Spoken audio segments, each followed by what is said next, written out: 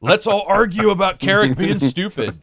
Sup, everybody? This is Karak with ACG, and I'm here with Go Burns, Azralynn, Silver, and Reg, and we're doing the international podcast, the We Still Can't Believe We're Here edition, because we started with Skype, then we went to the Jitsi thingy, then we went to Google Hangouts, and we're back at Skype. Skype wouldn't allow me to sign on, so I guess it was down for some people. So it's taken us a bit. We're a little bit late, but you guys should probably not notice that. You just may notice us getting more and more tired. Or frustrated. Yeah, more and more frustrated as the podcast goes on, because we're almost, well, we're 30. We're usually 30 minutes late, so we're about 45. It's not too bad. I normally wouldn't do this because I hate this shit, but I do have to mention Patron. The number of like video demonetizations is pretty crazy for my channel right now. So if you're watching and you have a little, I think I'm gonna start really making Patron have some early access to some stuff. I'm not quite sure what it'll be, but just a heads up, it's not my choice. But we're coming to this strange period where it's like, if YouTube just keeps demonetizing shit, then I either have to stop or sell my body, and at 1 cent a pop, it's going to be a lot. At least 400 a day. So we're just going to jump into what we've been playing. Let's start with Azralynn, since she is rarely on the podcast. What have you been playing? And I will have her description and links. I have been playing the living shit out of a game called Albion Online. It's been swallowing my life. I've noticed that on your Discord. Yes. So what is it? So think of it like Eve meets UO meets a MOBA, and it's open world, full loot, lots and lots of skills grinding, and lots of PvP and lots of economy stuff. It's just Eve meets UO meets a MOBA. Just to clarify, UO is you are Ultimate what you Online? wear. Yes. So you are what you wear. Any gear that you put on, you can switch your abilities. So you just, I feel like being a tank today. So you just level up to the tank skills and put on the tank gear. You just wear tank gear with a heal staff, whatever, right? It's pretty fun and addicting. So it's good, yeah. And is that free to play? You know what? I don't think it is right now. There's the starter packs for it. I think it's going to eventually go free to play with premium. I do not recommend playing free. But you can, just like in Eve, earn enough in-game currency to buy the premium membership, which don't play it without premium. Just don't. So give me, you're obviously against it completely. What's the problems with free? Okay, so playing free, you get about half the fame, which is your XP. Fame! So Sorry. the grind is already insane with premium. It's even worse without the premium. You can't have an island to grow your farms. You don't earn this thing called focus, which lets you make better shit or do more shit. And then you don't earn this stuff called, what is it? I don't know, but all I know is I want that on the back of the box. Cheaper. You can do better shit. Everything is cheaper. Everything is cheaper, and just quality of life is much, much better for premium. Just don't do it. Gotcha. Too grind. Yeah, I've noticed in Discord you were pretty much always on it. For a while now. I think since it released about 23 weeks ago, I think I've got over a week of literal playtime. Oh, wow. Actual in-game playtime. So there goes my life. Anything else? Well, I just did Hellblade. I did a full live stream of Hellblade. That was pretty freaking awesome. But yeah, that was good. That was you did a full live stream. You mean you sat and played it all the way through? I sat down. I played the game straight through to the end on stream. Right. Well, Silver, we'll jump to Silver just for a moment, because Silver obviously tried to do the same thing, but unfortunately, Silver had a little glitch in his version of Hellblade. Why don't you explain that? Well, unfortunately, the game sort of makes a giant design snafu in that it ties all of your progress to a single autosave. Right. And it continually autosaves and overwrites the same slot over and over. So if your save corrupts, you're basically screwed. And for me, I had the game crash, and then when I booted up the game again, my save game was gone. That sucks. Ouch. On a game like Hellblade, it really does, because there's some replayability, but not a ton. And the linear, linear. Like the idea of just going through a lot of that over again. And Except you'll figure out the puzzles quicker. You can't skip the cutscenes or anything. Yeah, you can't skip anything in that game. Have you been playing anything else there, Sylv? I've been playing a bunch of stuff. For Honor, Season 2 wrapped up. and Season 3 is starting. I've been playing that a bit. Also, Total War, which just got its latest DLC for the Old World campaign, the Norska faction DLC, which basically revamps the original campaign, adds a whole bunch of skills to the old legendary lords and heroes, and no shit. Adds That's cool. A whole bunch of new regiments of renown to some of the new DLC factions and so on, in preparation of Warhammer 2 coming in September. So it's looking to be really fun. It's looking like it's going to be a really fun campaign for the Norska. I like the idea of DLC adjusting stuff you already have as well. You know, adding on abilities. Yeah, that's pretty absolutely. Crazy. You don't see that a lot of times in some games. Especially because like some of the later legendary lords they added with the DLC were really, really powerful, especially in relation to the old original legendary lords. So that's why it's sort of buffed up the old guard, as it were. Now. Yeah, that's very cool. Which is something the community had been calling for. So that's anything really, other than that? Yeah, a little bit. No, not really worth mentioning. I think no. No, nothing else. What about you, Reg? Mostly Splatoon 2. Then also I am Setsuna Severed. All 3 games on the Switch. Mm-hmm. Paladins on PC and some Hellblade. What do you think of Setsuna? I like it so far. Some of the music I don't like. That's overly repetitive. But overall, I like it so far. I don't mind that it's basically only winter scenery. So my question for you is, you said you were playing the game right after you said Setsuna.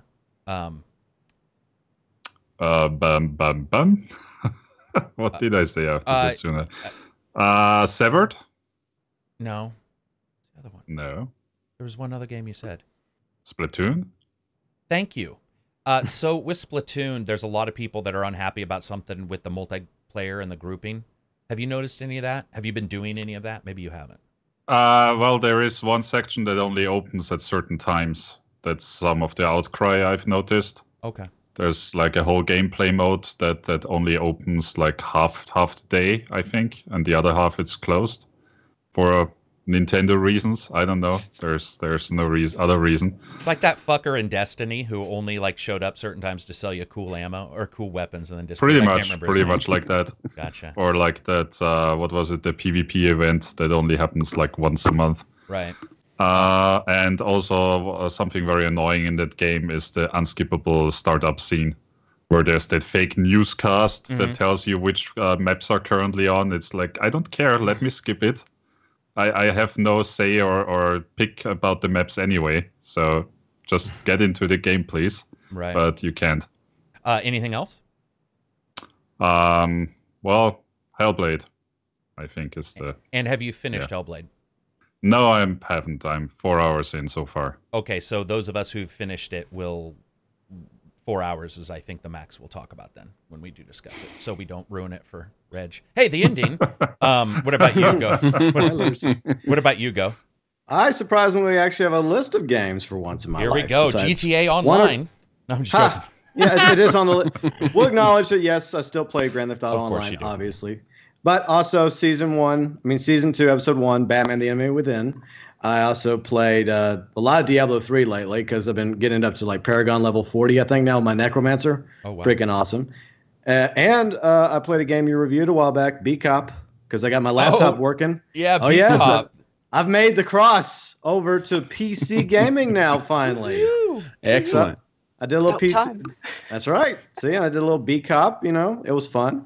I'll do some more maybe, but let's see what else. Oh, yeah, Mafia, the City of Lost Heaven. I started that today on the channel. And I've been playing with another YouTuber. Her name's Azralynn, I think, with Friday the 13th, the game. She's been murdering me a lot lately, She enjoys it, though. That's what matters. Did they drop... I heard that they adjusted or dropped team killing. So there was some post about it. They made it so it's more of a penalty. So if you do team kill, you literally get 1 XP for the whole match. Yeah. Oh, awesome. Yeah. That's a very good idea. They're also changing it to where the weapons in public lobbies won't kill anybody. The car will still kill people, but like if you just want to team kill each other for fun in a private lobby, you'll still be able to do that, according to a tweeter I saw. Oh, cool.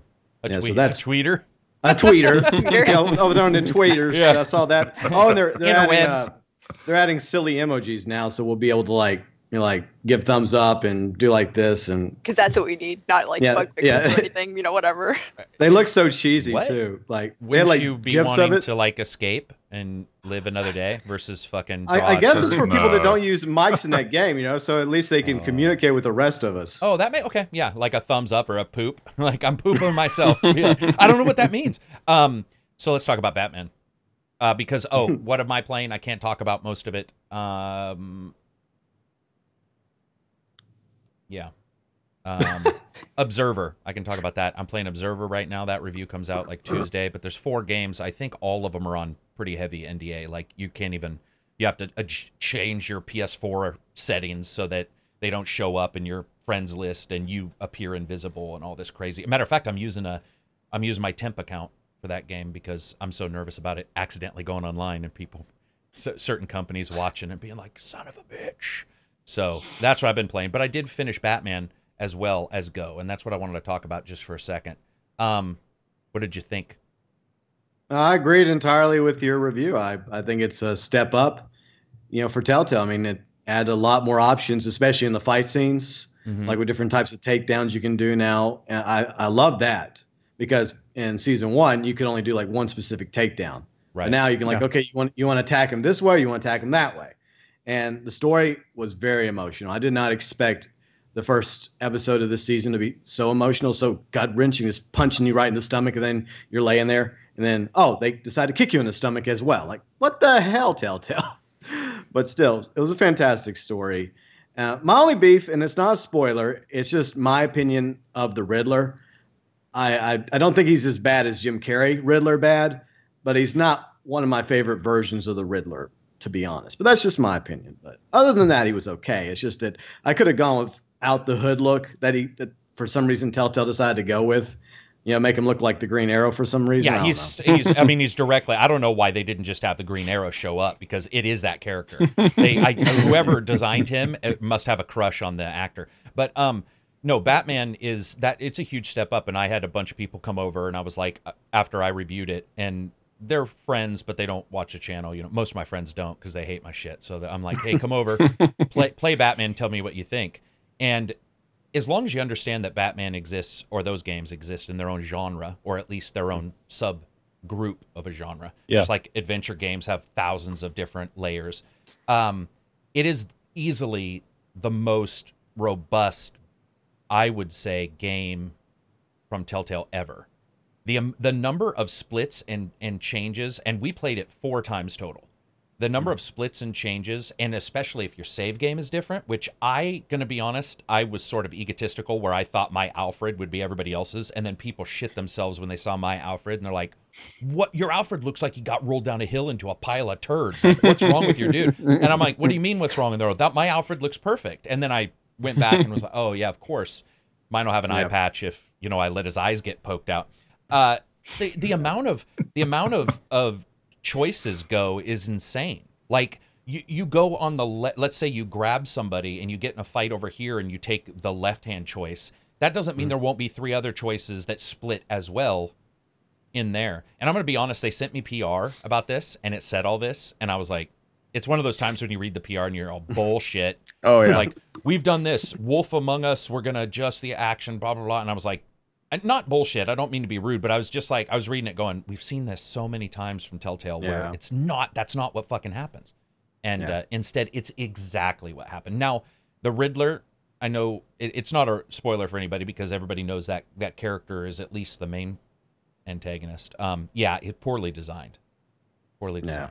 And the most in-your-face Riddler I've ever seen. Like, I expect a Riddler to be, like, intelligent and puzzle-like, and instead you're brawling him, and he's got a fucking Kirsagama, and you're like, what's happening with it? Who is this mother? Maybe he's not really the Riddler. I mean, like, that would be a cool twist. But what'd you do at the end? Well, no, I don't want to. I don't even want to discuss because people will be able to figure it out. Yeah. We don't want to spoil it, yeah. How do you feel the story is progressing towards the Joker? Because people have talked about this is this is build your own Joker this season. So what do you think so far? I'm being loving and affectionate and supportive of my John Doe. Oh, have you? Every time I have an opportunity to say something nice to him, try and reassure him, that's the direction I'm deciding to go. I just want to see how John Doe ends up at the end of season 2.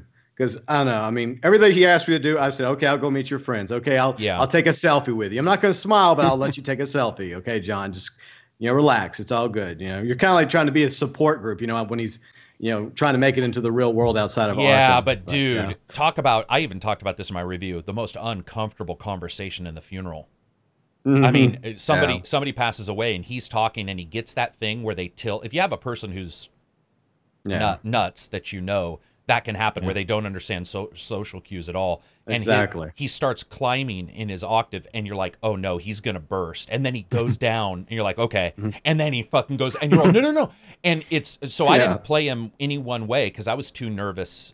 He was gonna fucking explode in the center of he was gonna do something crazy. So I was like trying to consistently balance that. So yeah. Well, I'm glad you liked it, man. Me too. I was super stoked. I can't wait to see what they The one do. thing I really loved was going back to the save file. I really liked the fact that everything we did in season 1 did matter into season 2. Yeah, it did. First time ever. Because when I saw first screenshots of Alfred and the promo stuff, I'm like, that's not how Alfred ended up with me. No, I do not want that to be Alfred. I want Alfred to be my Alfred. And whenever the save file quickly imported and it was like, your save file is complete. Now you can start the game. I'm like, hell yeah. Because, So did you feel that, the one last question before we move on, at the very end, am I nuts that it stated that it was collecting more data than normal? And the reason why I say this is because normally it says 75% of blah, blah, blah, but it didn't do that. At the end of this one, it said gloomy or it said you've made this. Did it do that at the end? Yeah, it did. Okay, I couldn't remember. Because they're talking about like so-and-so is John Doe's ecstatic, or exactly, or Gordon is steadfast, or let's see, Amanda Waller's strained, right? And then also the relationship change, and that happened with me and Gordon. I'm like, what the fuck does that mean? Yeah, what are we going steady now? Yeah, well, and then I haven't played number 1 in a while, so it was like your relationship changed, and I'm all from what to what, because I don't remember exactly what I did last time. So. But so it's always collected. It's always done that It's always done the strained. Okay, I just for some reason it felt new to me. Maybe it makes more. Maybe it makes more. In the of a past, difference. it would just say, "We'll remember it." It just said Gordon will remember that. Exactly. That's what I remember. That's all you got. At the end of the game this time, it doesn't do that. It also shows a picture of an interaction and says. Amanda Waller's relationship is now strained with you, and I was my brain doesn't remember that from the previous season, and so no, I didn't. It would just simply say it would give you a comparison, you and 89% people did this, so you and 32%. It is new. Okay, great. Okay, because I feel a little stupid if it wasn't new, that I wasn't paying attention. That was definitely new, which is normal. So the next thing we've all been playing, all of us except for Go, I think, is Hellblade. I'll just sit over here in the corner. Yeah, so just shut your mouth. You're not allowed to talk. No, that's why we did you first, because I knew you were doing Batman. Get me out of the way. Azralynn, what do you think about Hellblade? Give us your thoughts. Holy shit. I was just, wow. The whole game, I was just so impressed by everything. The audio, everything was so immersive, and just the voices really fuck with you. And I'm pretty sure I was yelling at them to shut up a few times out loud. But and then the story. I don't want to give any spoilers away, but I was just, my jaw dropped, and I was just, wow. That game, I would have happily paid more for that game, honestly. AAA quality right there. I was so impressed with that game. How many hours did you get out of it? Do you remember? I believe my stream was 7 hours and 28 minutes. Okay. So. Okay. That's not a bad length for a game at 40. What is it? Wait, 29? It was $30. $30, yeah. That's so not bad. I would have happily paid more just for the quality alone, because it was just, it was like a work of art with all the emotional psychosis, and it's so good. And it was also awesome because whatever Troy Baker's alternate female cast member would be, Bailey. She does a lot of. Instead, you have this person who is basically one of their administrative people, I guess, or somebody within their team who plays the main character just because they thought she would be good. And it's the first time ever doing anything. And she's incredible. She's incredible. And they showed a picture of her in real life, and it's I mean, it's crazy creepy how close they got with using the mocap and everything. And she did incredible. And I think sometimes it shows when somebody, I mean, I don't know what training she has, but sometimes you get the actors where they all have been taught by the same person, so the reaction is somewhat the same at the same moments. And hers were a little different. Like there was like some genuinely good emotion in that. What did you think about the combat though? Repetitive, but still really intense feeling because of the whole rot threat. Mm-hmm. So it just made me feel like it felt really intense. But yeah, I could have used more abilities. Would have been nice. More different, varied attacks would have been cool. Were you impressed by the bosses? Well, I don't really give any spoilers about. But there was one boss, I will just say, fuck that boss. There was one boss that really pissed me off. Other than that, the rest were really, really good and really fun. It's not the first one, though, is it? It was the second last boss. Okay. The second last boss, I said, fuck this boss. Yeah. Fuck that boss. Yeah, I like the bosses, but they were really fun. They were fun. They were, some of them, for a lot of people, were very, very hard. Yeah. And I get that, because the game isn't super hard when you're playing it normally, which I sort of like. I like the fact that that the bosses feel like bosses, because a lot of times you have Dark Souls where it's all hard until you sort of understand everything, and in this one it's sort of like the normal guys I can usually handle, but the bosses did so many different types of attack. Even the first one, he had like 5 or 6 different attacks, and one time he'd throw one dagger and you'd be like, okay, and the next time he'd throw 2, and then the next time he'd fly towards you and you're like, Jesus. I really liked the change-ups. Well, you could actually do like in different order. So which one did you do first? I did. Oh yeah, that's true. I did the crow. Okay, so I did that one second. The left door. The left door, yeah. And I adore, and I think this is, so the more change, we'll talk about this probably at the end, but the more change and choice you have in a game like that, the more differing opinions can come up, because I think that it's hard to make a game that works perfect if you have a left and a right door, because the left door boss you may just know how to defeat easier, and the right door one you don't. And so you'll get some people who are like, I hated this game because the first boss was really hard, right? And then other people will be like, first boss was easy, what are you talking about? And you're like, oh, you did different bosses. That's why I'm always a little nervous whenever they're like, you choose, because I love it, but it takes a lot of testing. I think they did a pretty good job, but I've heard some people who took your choice, it sounds like, and weren't as happy as I was. I felt like the choice I took worked out. Oh, good. Well, that's good. That's good. But I listened to what the voices said. If I recall correctly, the voices were like, they described this door, and then they described this door. It's like, oh, I guess I'll do it that way. Yeah. So that's what I did. I like how the voices help you, too. I think it's cool how the voices will be like, they watch out! Help you.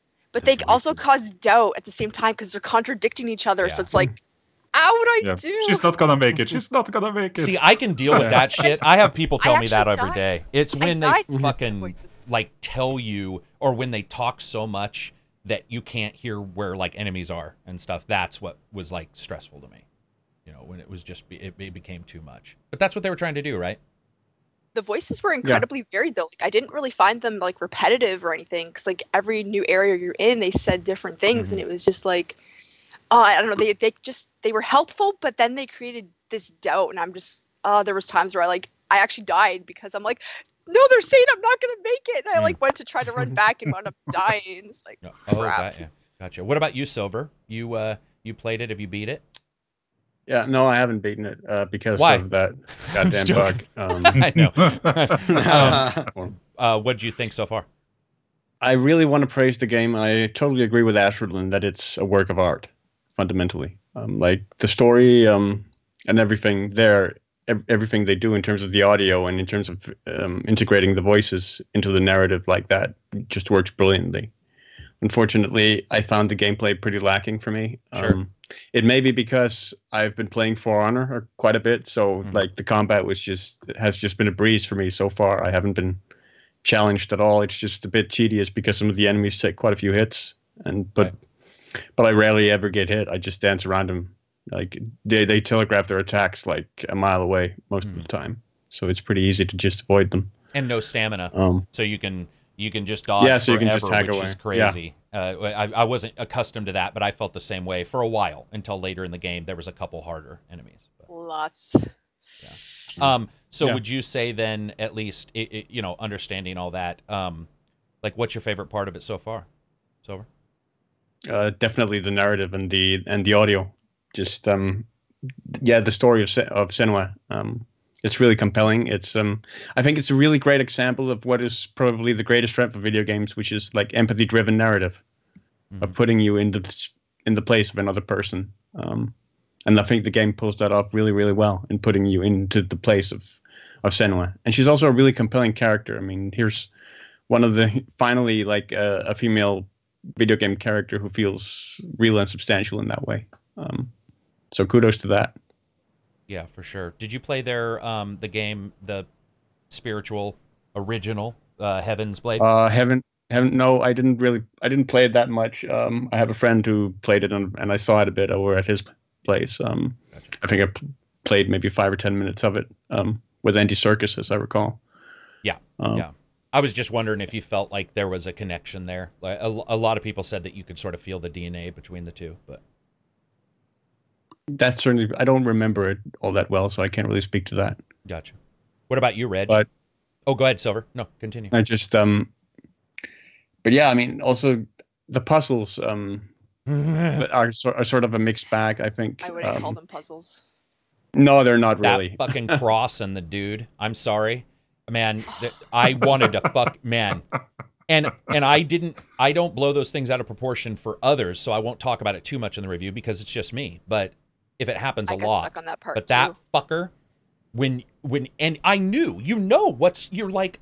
I got stuck on that part too. Yeah, and that's the problem is in a game that tells you something, sometimes it's worse. Sometimes it's better to find it out on your own. But when the game's voices are like, you're in the right direction, listen, they're crying, and you're like, I fucking know. I'm standing right there. What is wrong here? Yeah.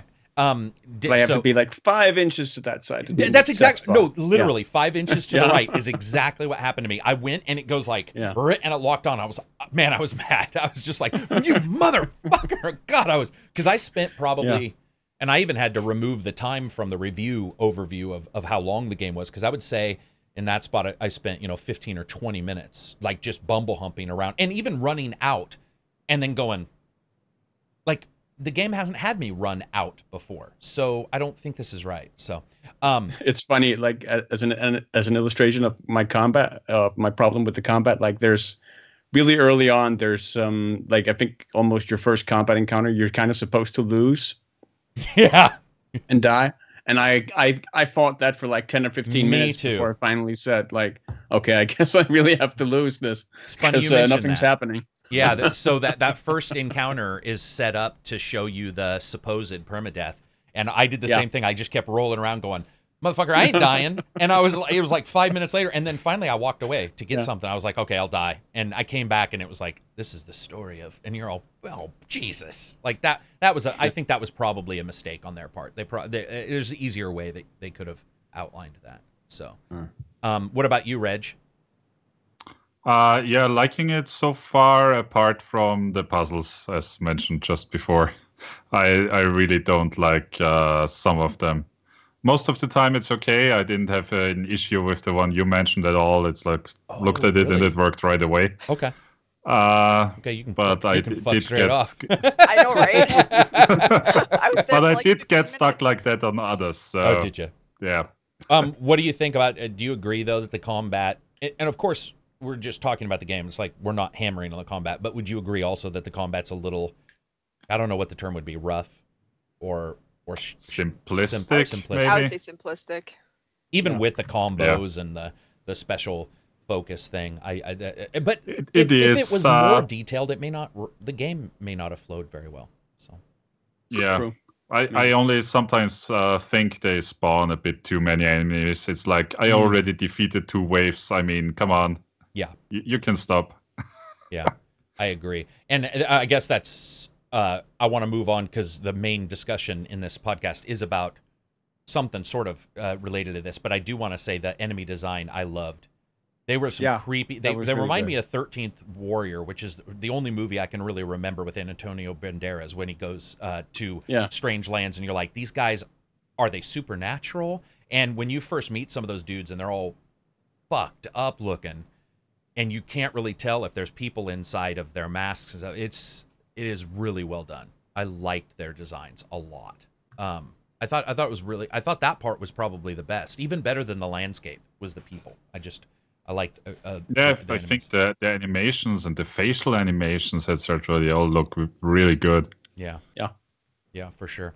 Go. You didn't get to play, but any thoughts before we move on to the main discussion on this?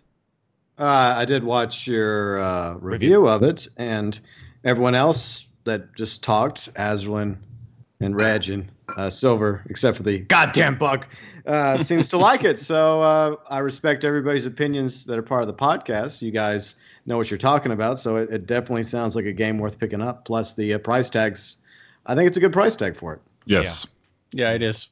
An intelligent price tag in this day and age, I think. So one of the things we wanted to talk about, and it doesn't, it really, it somewhat has to do with female protagonist, if you want to say that. But actually, I'm far more interested in like the binaural audio and showing sure. like madness in different variations. And so we were trying to discuss like what other characters could we see this kind of thing used for, and what illnesses, of course, would they have? And then Harlequin came up. And that would be amazing. But I also was just thinking the Joker would be cool. And the reason why is because I've always wondered how that dude really sees the world, depending on which Joker, right? But what is he seeing? Because obviously what he's seeing isn't what we see. And you can get the movies where you see inside a person and they're seeing everything decaying and you're like, okay, whatever, maggots. You know, like that to me is sort of, by the moment you start showing stuff, that sort of is stupid. But the binaural audio that they did in Hellblade, I just thought was awesome. And I was like, oh man, you could do some pretty crazy stuff.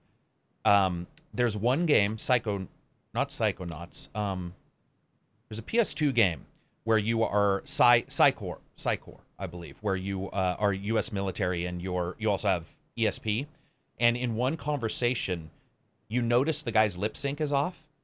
And then later, you listen to a recording of your discussion, and it's not what you heard. And I was like, oh, but they did it once, and then they were like, fuck it, and they never did it again. But I was just wondering, is there any ideas you guys would have, or ways in which like you'd like to see somebody maybe play around with sound a little bit more? Because it's really interesting to me that they did such a good job in Hellblade, and we haven't seen other titles do. It's, I mean, I think some of the earlier examples we've seen in video games have probably been with, like, if you remember, the first Max Payne game had those nightmare levels. Right, with the baby crying. Yeah. Fuck Yeah, that baby crying. Yeah, fuck that baby. His wife's we're gonna get demonetized Not now. literally. Yeah. Sorry. I'm just joking. We won't So for that. annoying, that But baby. yeah, that's a good. Continue, Silver. Sorry, that was just funny. But with Hellblade, it's interesting because a couple of years ago I was at a convention for psychiatrists or something, and they had the simulator, the psychosis simulator, where you put on headphones and these voices would play in order for you to experience what it's like to be schizophrenic or psychotic and hear voices. So yeah, it's a fascinating method of doing that. For sure, and especially when you use it employed in a narrative like you do with Hellblade in that way, it becomes all the more engaging. Is there any other characters, even superheroes, whatever, or movie characters, that you would like to see something like that be done? Because I think I'm just going to be honest, I think for many, this would only work for villains, because most of the time it's it's not the good guy that's running around, except for Sherlock Holmes, heroine. You could do something crazy like that with like weird dreams. But Devil's Daughter tried to do that a little bit, actually. But is there any characters that you guys are like, you know what, this might work for? Is there any examples other than Harlequin? No? The Green Goblin. The Green Goblin would be good. You know what? The Green Goblin is perfect, Azralynn, because especially the way what's his name? Freaky Face. William Dafoe. Especially if it's Yeah. No, I would say especially if it's Harry, if it's his son, rather, because his son hears the voices of his father and so on. But hears even more voices than Norman heard does. his own voice he was talking hearing to him. stuff too. That's true. Yeah, and he did in the movie. Yeah, that'd be great. That's a really good example of. See, imagine playing a game, guys, because the hero games are great and everything. But if you said there's a Green Goblin game and you believe you're a good guy, Because they all do. Good enemies do, right? I don't think there's a villain out there that's homicidal that you're like... Justify themselves, yeah. Yeah. Kevin Spacey in Seven is probably the only real villain people have been like, hey, he's cool, even though there was nothing cool about him. So you imagine Green Goblin, like, especially with all the, technology and stuff he's got. That's a really good example. Is there any others that anybody can think of? I was only thinking of Scarecrow. Oh, right. The classic, basically, in that section. Yeah. Yeah, or imagine... Yeah, see, the thing with the Scarecrow is, does he see weird stuff? Or does he just make... He's just creating it, I think. Yeah, he is. Imagine... Like, he's not really psychotic himself. Imagine a multiplayer game where one guy has the ability to, like, do that kind of stuff to the other characters. That would be very cool. And it's probably somebody's probably going to be like, dude, there's a game that does that right now. But... Yeah. Well, I have an idea. Go for it. But I don't think it'll ever happen. Like, the premise of, like, Diablo 2... is you're going after the quote-unquote Dark Wanderer, who in the end turns out to be the protagonist from the first Diablo game who gets possessed by Diablo. That would be interesting, to have to struggle with the fact that you are once a hero now possessed by basically the devil. And it doesn't have to apply just to the Diablo franchise, but to its own separate IP. The idea that you have this demon within you. You were once a good guy, good girl, and you're struggling, and you're slowly but surely losing the battle between good and evil. That'd be kind of a fascinating angle to go. And I agree, and I want to make sure we mention the title because people are going to shit if we don't. But that Alliance game, the Afghanistan, the military unit goes in. Spec Ops: The Line. Spec Ops: The Line. So that was a great so that game. we mention it. I was not a fan of it, but I know everybody was, and it does this kind of thing. So. Yeah, that's true. It does. It's a very good example of how this could work. Yeah, I love that idea. I love the idea. Also, go ahead. I have an example. I came up with Ray McCall maybe from Call of Juarez, like the preacher. Oh, well, Call of Juarez, hearing the voice of God. No, Call of Juarez 1, because in Bound in Blood he wasn't the preacher yet. Oh, right. Yeah, that was while he was still just an outlaw. Yeah. Well, he had become a preacher in Call of Juarez and walked around with the Bible shooting people. Yeah. So hearing the voice of God telling you to shoot them, could make it be interesting. Also, go ahead. It was like that one film of Bill Paxton, where he heard God, he heard the angels telling him who demons were. And, I don't remember what it's called. Fallen was another one that was done well. Fallen with Denzel Washington and John Goodman. Yeah, John Goodman is a bad guy, scary ass bad guy too. He does a really good job.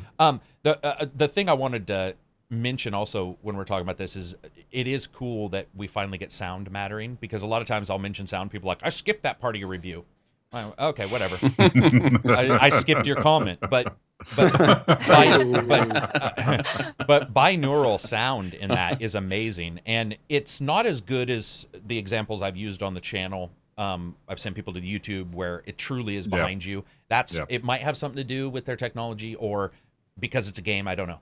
But I do have to say it's very good. And if anybody's playing Hellblade out there with speakers, you need to switch to headphones just to at least experience that, because it is a different, and it sounds great on speakers, but it is a different beast entirely with headphones. So yeah, it's awesome to see that. I can't wait. And the thing is hopefully somebody will say, it doesn't have to be voices, bitches. It can be gunfire. Let's put it in all games. Because binaural sound on ear, basically, it's a jump from stereo to 7.1 if you were talking in surround sound. That's the way it feels to me, binaural sound on earphones. So every time you put on earphones or a headset and you play a normal stereo game and then you play something with true binaural sound, you're just like, holy shit, I'm missing a ton of data. And I hope we see more of that, because that was sometimes... It feels real. Yeah, and where it'd be higher, I didn't notice as much behind me a couple times, but what I did notice is like above or below a couple times, like where I was crouched down and the voice was up here instead, and I was like, oh, wow, that's...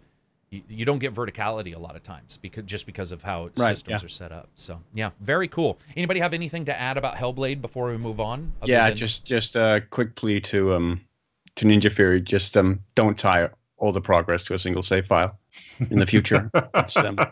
It's a recipe for disaster. I mean, look at what happened to Jim Sterling. Yeah, exactly. What happened to temporary Jim? 1 out of 10. Yeah. Oh, right. Yeah. Jim.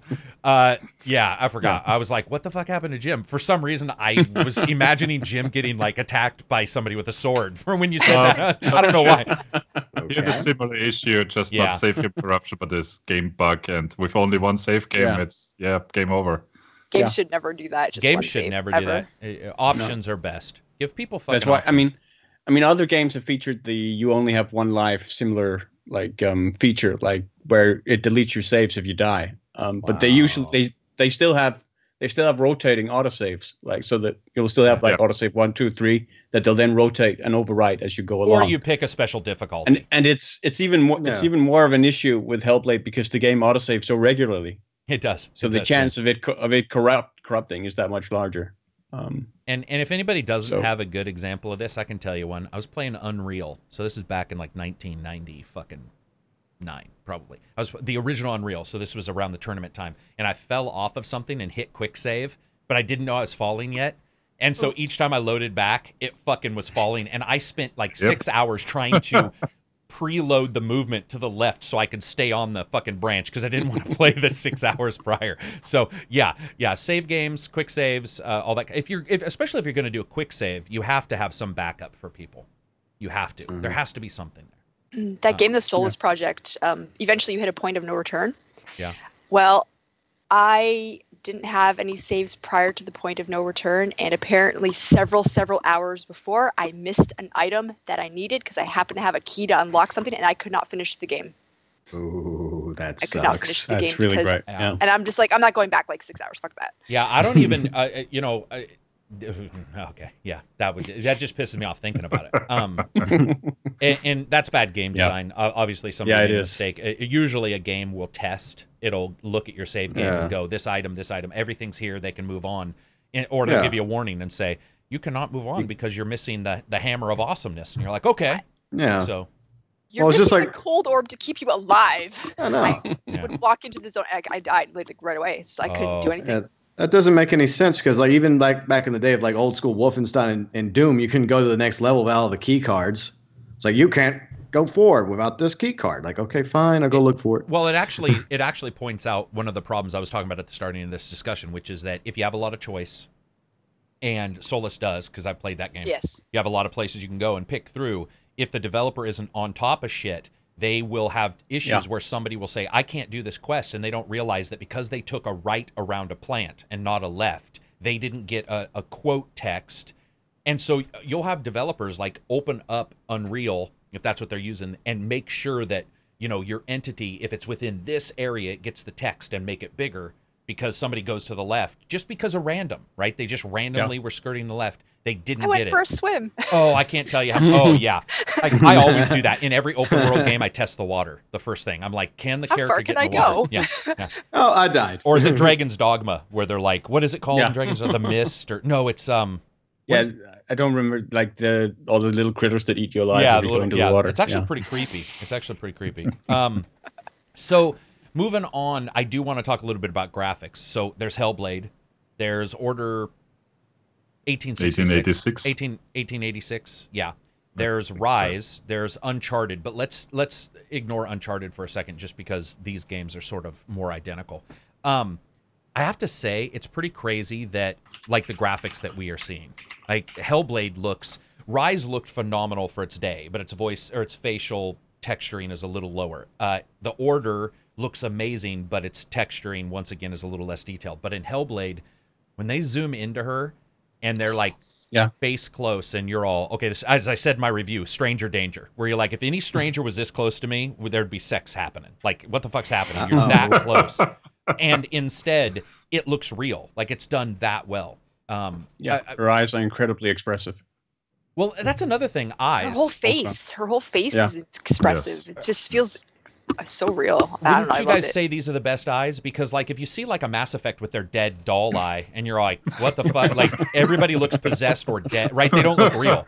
But she has the right glint, the glint in her eye because human eyes are so wet anyway. And it just looks right, man.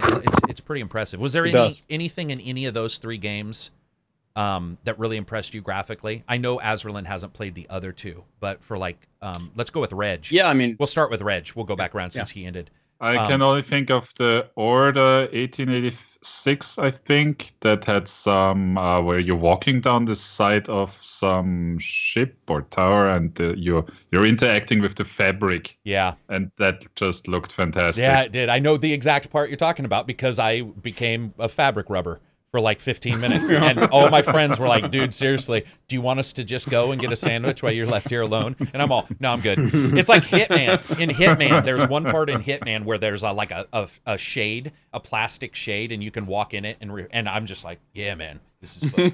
This is awesome." Yeah, for sure. What about you, Silver? Is there anything in any of those games, just something that stands out? Rise, like the set pieces in Rise, a bunch of them look really amazing. Any particular one?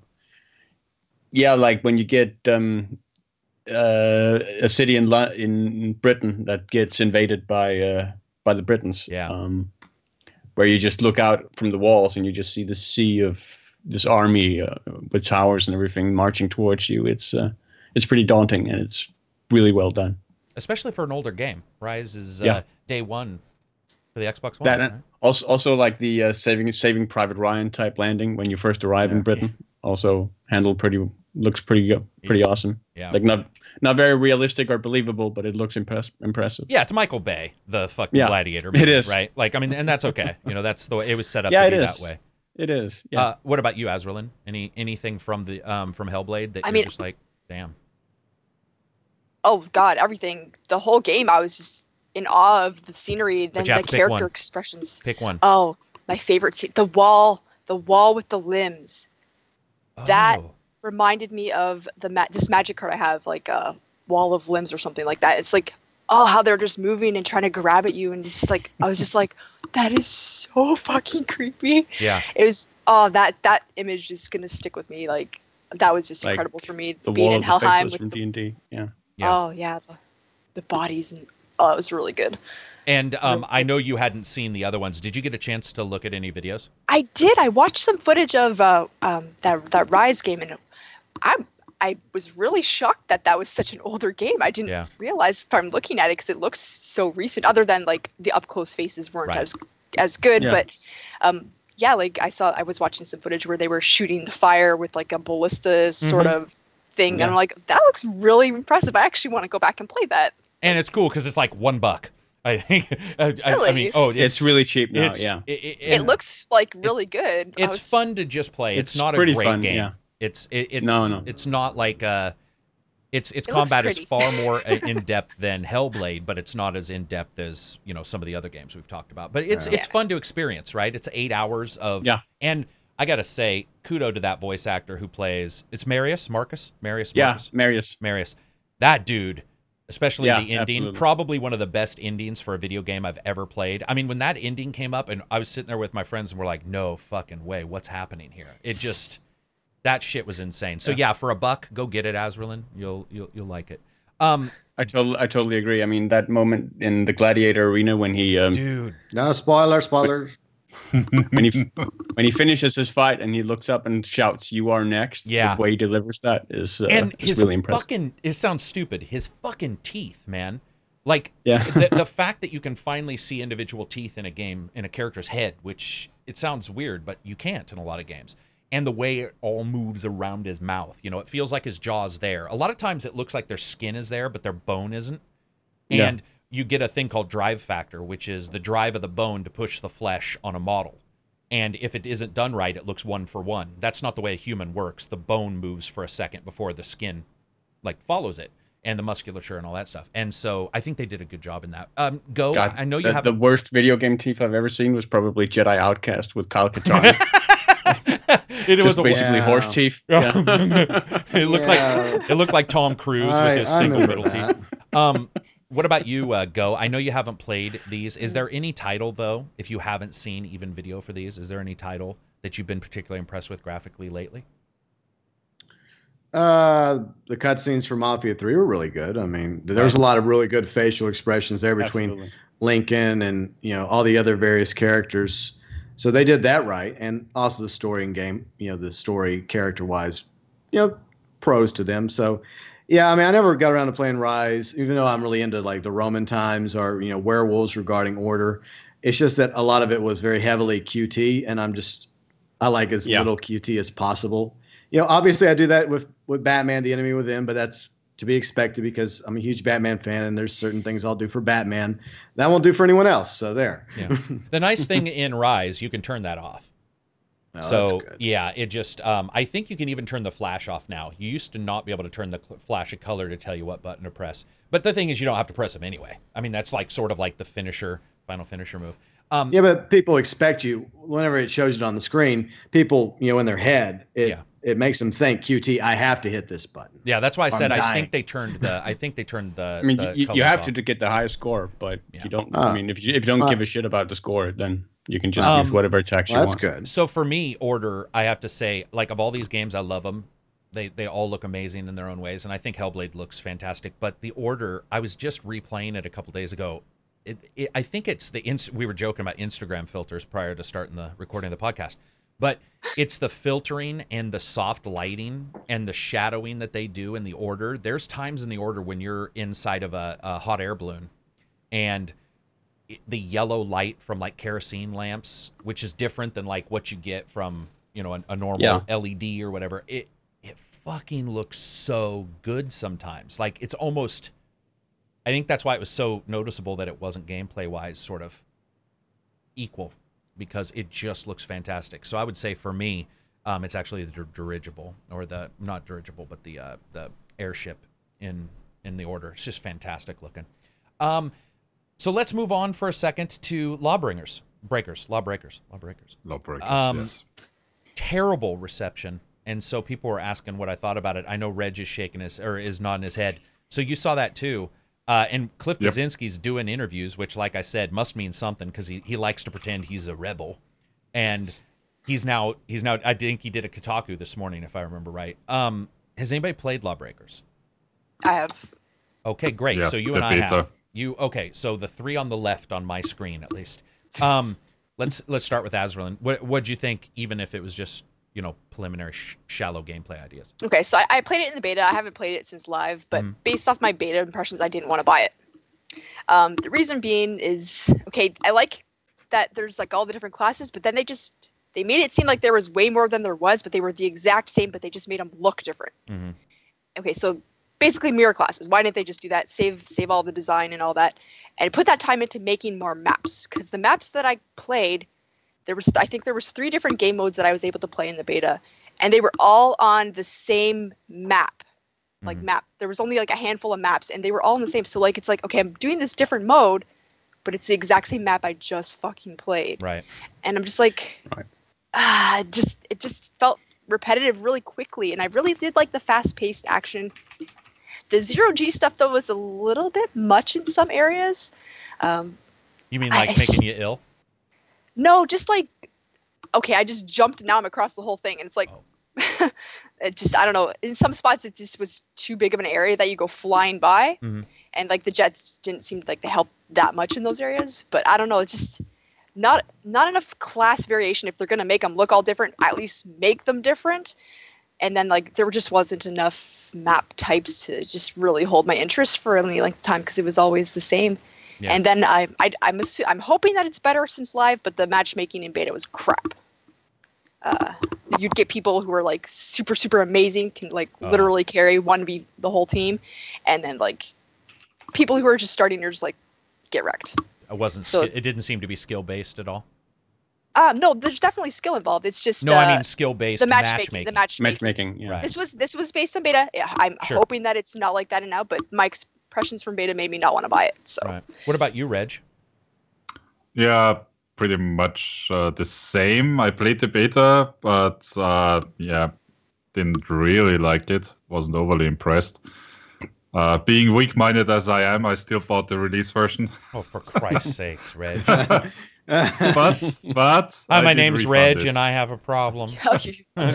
12 steps is just too fucking many. I refunded it, seeing they're already dropping playing numbers. Yeah. I was like, okay, I'm checking out before it's too late, before I no longer can refund. Because if a game launches with not a whole lot of players and already loses them day by day by like 10%, nope, not looking good. Right.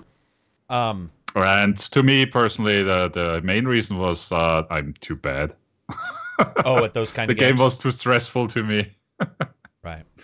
So for me, I would say the same thing. I think that unfortunately this is a game where its beta hurt it. We don't see it very often where a beta does that much damage, but it's like a lot of the people I've talked to, once they turn the beta on, they were like, done. And they never, I mean, it's not even if it was better. It's that they just, there was no chance of them getting it. They were just, it's not, I don't know if it's generic or what. The thing about that, though, is not a whole lot of people really even tried the beta to start out with. No, but I think they told people. The beta people watched streams, people heard from friends. Yeah, I think that beta hurt it big time because I didn't even get into the beta right away, and there were people in the Discord just like, and that spreads pretty quick. You know, sometimes you get the people who go reverse of that, where they're like, okay, you guys are all just haters, I'm going to go play it. But when those people are like, oh no, yeah, I thought you guys were haters, but I really didn't like it either. That's what we had in the Discord. We had somebody state exactly that, and that's a little. It's sort of sad because a beta isn't representative of the final, and so but hopefully depends on how close to launch it is. For this one, I would say that some stuff has changed, but what I've played, and I haven't played a ton of it, but I have played the final a little bit, is it's the word generic just does not do it justice. It's right. I mean, it is fucking, it's Walmart. It's everything. Wow. Yeah, it's like Kroger, Sam's Choice, Walmart. And you guys are talking to, I would say one of the #1 Cliff Basinski, Unreal. Like, I've followed that dude since day fucking one. I love his stuff. I love his idea of how a game should work. I liked Gears, which he was on at first.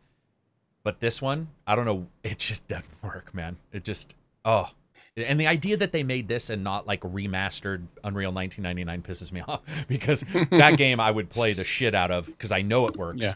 Also, I have to say, I'm so tired of games like Azralynn was saying with this fucking map thing. It's like, hey, Merry Christmas, here's 4 maps. And you're like, 4 maps? Yeah. I mean... But there's 3 modes! Yeah. And that's another thing. That's another thing. I think their desire to be different hurt them because they didn't want to go with typical map game types. And so the modes... they're not really very robust, and they're also not exactly, I think, what most people would expect. And so it feels weird. Not a lot of stuff, really weird stuff that's there, and then just generic to the point of being stunning. I mean, stunning. It's just, you turn it on and you're all, That's it. Yeah. Am I at the asset store for Unreal? Or, no, I'm just joking. It's not that bad. Does anybody have... Isn't one of the main issues also that market is now so heavily saturated? Well, I think that speaks to the generic. Overwatch and yeah. I mean, I don't know. It sort of feels to me like it's a bit of the same situation that we had with World of Warcraft being so dominant, just with Overwatch in that genre. But I mean, what do you mean, Overwatch and World of Warcraft? I don't understand. What's the overlap? No, just one game's really good at something and everybody tries to copy, imitate. Just in terms of how dominant they are in their particular genre. Yeah. Well, I mean, and everyone else trying to sort of match up to it. Look at Gears. Gears brought into not into existence, but pretty much did the cover, the hardcover style, and the way and the roadie run and all those. And then suddenly everybody was trying to figure out a way to do it. Batman brought in. It didn't bring in. Assassin's Creed brought in the hit Y to parry for the rest of your life button combo style. But now every fucking game, every fighting game has that. Like open world game like that has the hit Y to parry and fucking run around. And a lot of, I mean, once something does something well, it's hard for them to break off, I think, and do something else. So it's sad. Yeah. It's sad. I wanted it to do well because, I mean, just because I didn't like it doesn't mean I didn't. I mean, people put some serious, and I like Cliff's ideas on some stuff, which were great. I've discussed this 1,000 times, so people are going to get tired of it. But his video on GDC about, it's called Fighting the 800-Pound Gorilla, and his talk about fighting against the game industry. Yes, we get it. You're a rebel. But that aside, he did have some very interesting ideas about how to treat your fan base, which is not with as much open door policy as everybody else.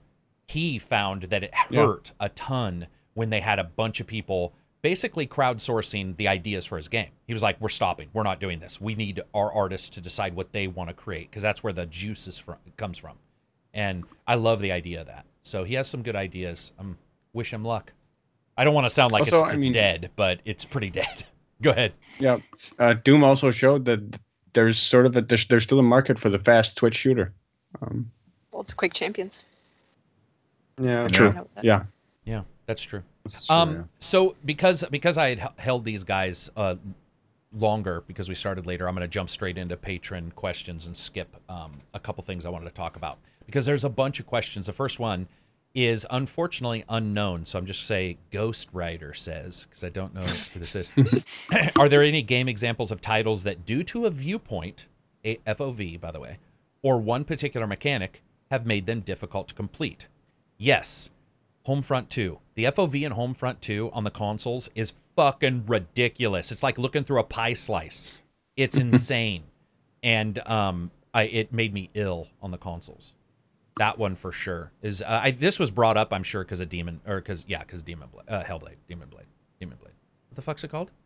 Hellblade. Thank you. Hellblade. Yes. Because you're ass close to that chick. Like you're up in her style. You're really close, and I'm sure that's where it came from.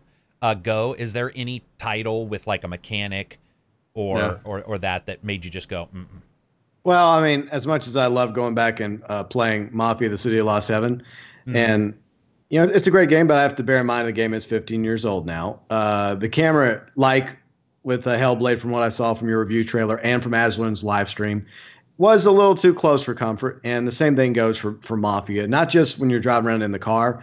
It's not as bad, but when you're like running around Lost Heaven, yeah, it like shows like it like gets to the point where it like shows half your body, the torso up, instead of, it could be like pan back just a little bit, but you only get one camera choice. Right. And Mafia: The City of Lost Heaven. And, you know, despite everything else, you know, that's probably the one issue I kind of have, you know, with that game. Everything else I love about it, but yeah, the camera leaves a lot to be desired. But it's an old game, so yeah, there's that. What about you, Silver? Is there any mechanic or anything like that in a game that's caused you to? I've been fortunate that that's never been an issue for me. You've never had a mechanic in a game that you're like. A mechanic, yeah, but like FOV. Nope. It was both. It was FOV or mechanic, and that's why I was specifically for you talking about mechanic. Is there a mechanic like QuickTime? I know some people won't play games with QuickTime events. So. Oh god, yeah. Yeah. But is there some mechanic in a game you were playing and you're like, why the fuck did they put this in here? Like just mentioned, one save progress. Oh yeah, right. Yeah, I mean that's technically, it may not be it is sort of a game mechanic in that particular game, but yeah, right, where that could stop. It's certainly a design choice. Yeah, that's a good example. But QuickTime events from time when they're done really well, really both poorly, I should say. Like Jurassic Park for Telltale. Oh god, worst examples. We have to bring that up. It's slow time event. I don't know what they were thinking, but it reminds me of the starting of Until Dawn, which I sort of enjoyed that game on the PS4. But there's a starting where you climb up for no reason, in your Hayden Pantier or whatever the fuck her name is, and they're like, okay, the gate is locked, so you're gonna climb up this rickety fucking frozen ass wall, and you're doing QuickTime events. And it's one of those moments where you're like, oh, please, Lord, let the whole game not be this shit, because I fell down like 18 times. You know? Wow. What about you, Reg? Is there any mechanic in a game? I think you know mine. Towers. Oh, yeah. Yeah. If there's a tower, if there's anything higher than 20 feet in a game, fucking Reg is, I'm just joking. That's not why he hates towers. But yeah. Well, but by now, if you have something like a Far Cry or Assassin's Creed tower system in there, I will alt F4 out of the game. No. Just no. Instant stop. Reg is fucking putting his foot down, man. He's like, it's over. It's over. Your love affair is stupid. It's absolutely over with that mechanic. It's abusive. Yeah, it is. It is. I also was talking in the Discord, and I didn't get a lot of agreement, which surprised me. But to me, when it comes to towers, is the dissonance of the story. So they'll say, this character's been in this land for 20 years, but he doesn't know where fucking town 1 is. And you're like, what the fuck? I've lived here for 20 years. Why do I not know how to get 7 feet away? I don't. And a lot of games will do that. And it's very puzzling why they haven't figured out a way to do important places and have those be, like alerted to and stuff like that in a better way than climbing on top of a dinosaur in Horizon. Like Ezio has lived in Florence his entire life, but I guess he doesn't know the city. Yeah, apparently. And so he has to climb to the top of a fucking tower so that he knows where some feathers are. Like, shit, if you start thinking about it, it'll drive you nuts. What were you going to say, Reg? Yeah. And another recurring issue is QuickTime events, as also mentioned. Yeah. I mean, it's not as bad as Towers as for me. I'll play through it, but I will not like it. You sort of have to prepare yourself. Because, like, if Wolf and Shadow 2 was coming out, you'd play that, right? The what? Wolf Among Us, sorry. Fuck! Yeah. I do it every time. Exactly. It's my favorite book. It's my favorite book, and now and one of my favorite games. I'm sorry. Would you... Yes. You'd play that, yeah. You sort of prepare yourself. Because it's not all the time. What about Jurassic Park 2? I never played one, so I can't speak to that. Okay, gotcha. Good question. Thank you, Ghost Rider, whoever you are. Azralynn. Ryan, yes. Azralynn, she didn't go. I apologize. No. I skipped you. I'm so sorry. Bad character. It's okay. So it's okay. No worries. I wouldn't really know what to call the mechanic, but adventure games, when they do this thing where you have to interact with this before you can use this, but it's like, I know I'm gonna need this. Why can't I just take this item now? Yeah. I hate when games do that to me. So and they literally force you to backtrack, and you're like, you're gonna need it later. Why can't I just take it now? I hate when games do that. I don't know what that's even called. What would you even call that mechanic? I don't know, but I mean, point and click adventures, one of my favorite types of games, has that a lot of times, where you walk into a room and because they pixel color differently what you'll be able to pick. So you see a screwdriver, and you'll go and it'll be like, it is a screwdriver, and you're like, well, no shit, I want to pick it up, and it won't let you. And then 45 minutes later, it'll be like, go get the screwdriver. You're like, you son of a bitch. It's like you want to pick it up, and it's just like, not even I have no use for it. Like other adventure style games too, where it's like Tomb Raider has linear done it stuff. before. It's like, that's one of those things that really, really bugs me about games. I don't know. What do you even call that though? I don't even know. I don't know. I mean, it's just, in all honesty, all it is an inventory mechanic that's wrong. Like, it's done incorrectly. And it just makes me annoyed. Yeah. And it's a progress bug for me a lot of times, because once again, if somebody goes right and doesn't go left, they won't see the screwdriver. Or have you ever done this where you saw the item and you're like, since I can't pick it up, I never can, and you need to. You forget to go back. And, and you'd be like, I can't get past, and then you grab and that. Pick it up. You find it, and you're like, are you fucking kidding me? Yeah. Like, I could have got this like 20 minutes ago. I would just slowly squeeze the nuts of whatever developer thought that was a good idea. Yes, and it happens far too often. Yeah, that's a good one. Ryan Geo Ryan says, do you think with the changes being made to No Do you think that the changes being made to No Man's Sky, there's a possibility they can redeem that game's image? Never.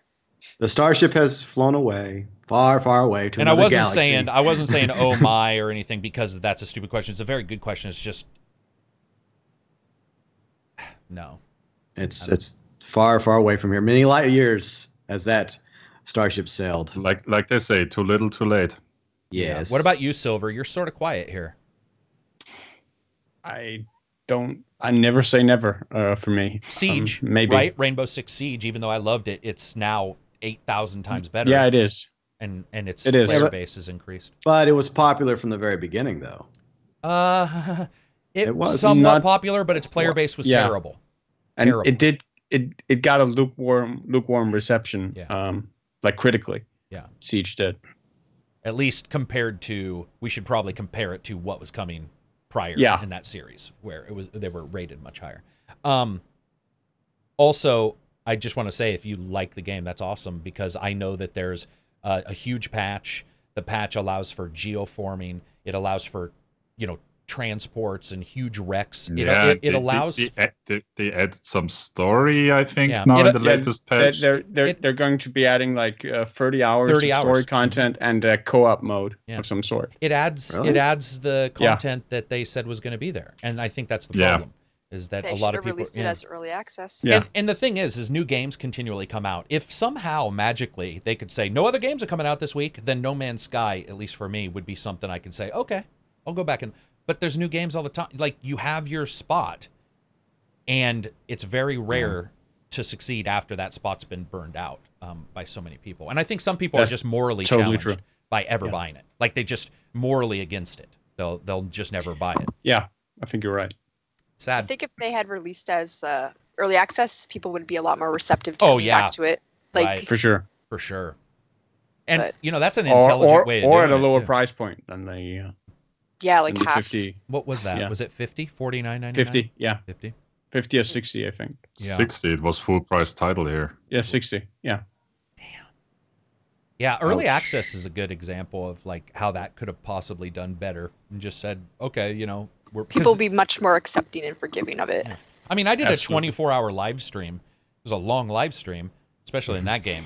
But it worked. It was playable, and there were a lot of fun parts. But after 24 hours, I was like, 25 will never occur. Well, admittedly, I liked it whenever I did play it because I like games where you can sometimes just get lost in. Absolutely. Just wander off and do whatever the fuck you want to do. And it's good mentally, too, because you're just having a bad day and you just want to forget about life for a while. Just go play No Man's Sky. But after a while, it did get rather boring and repetitive. Yep. It was the QTE of space games, where it's like, instead of just pressing one button and doing something, you just held it longer for thrust. And you were like, it really was like that. It was like, oh, here's a rock. I need to do exactly this. There wasn't a flexibility. The part I dreaded because I suck at being a starfighter pilot, I guess, was trying to go from one planet to the other because there was almost always pirates, and most of the time they would murder me. And I'm like, God damn it! I just want to travel around in peace. Leave me alone. Yeah. Kumbaya, my lord. Yeah. You're like, oh, let's sit around. Let's have a Coke commercial. They're all, fuck you, Sprite's better. I just want to collect crap, okay, and materials, and right. You unlock stuff and try to find atlases. Well, I mean, if you're jumping in now, if you're thinking about getting the game now, I think it's all right because they patched in a lot of stuff, and the price point the last time I checked it out was at like $20. Yeah. So, it's more than half percent off or half off. So, by now it's okay. It sounds like the game needs. By now it's what it should have been. Yeah. It just sounds like it needs a soft reboot, like No Man's Sky, with like some sort of subtitle. Just pimp it that way, and like, I don't know. No Man's Sky. Here's what we promised you edition. Yeah. Basically, No Man's Sky, we finally came through for you edition. Wait. Basically, you need to adopt the Blackwater strategy. Oh, there is still no multiplayer. Yeah. So even though, what was it? It was like, and I get they're saying joint exploration. They're calling. Yeah, we can. Maybe that's the multiplayer. It might be. Yeah, we'll move on because I don't want to diss on it too much. I think that's great if people jump in. It's awesome that they're still patching it because I believe in supporting your titles. So those are all really good things. It's just. Maybe they're actually talking to their community now. Who knows? Actually, no, because here's what their update starts with. The language is actually hilarious. The language says, "We have been quiet this entire time, but we have been listening." And I'm like, God damn it! Like that doesn't work. It doesn't. Get yourself some just absolutely mentally cool dude to handle your PR and have him just be iron. Get Peter, what's his name, who used to do Molyneux? EA. No, EA, and Microsoft. Peter.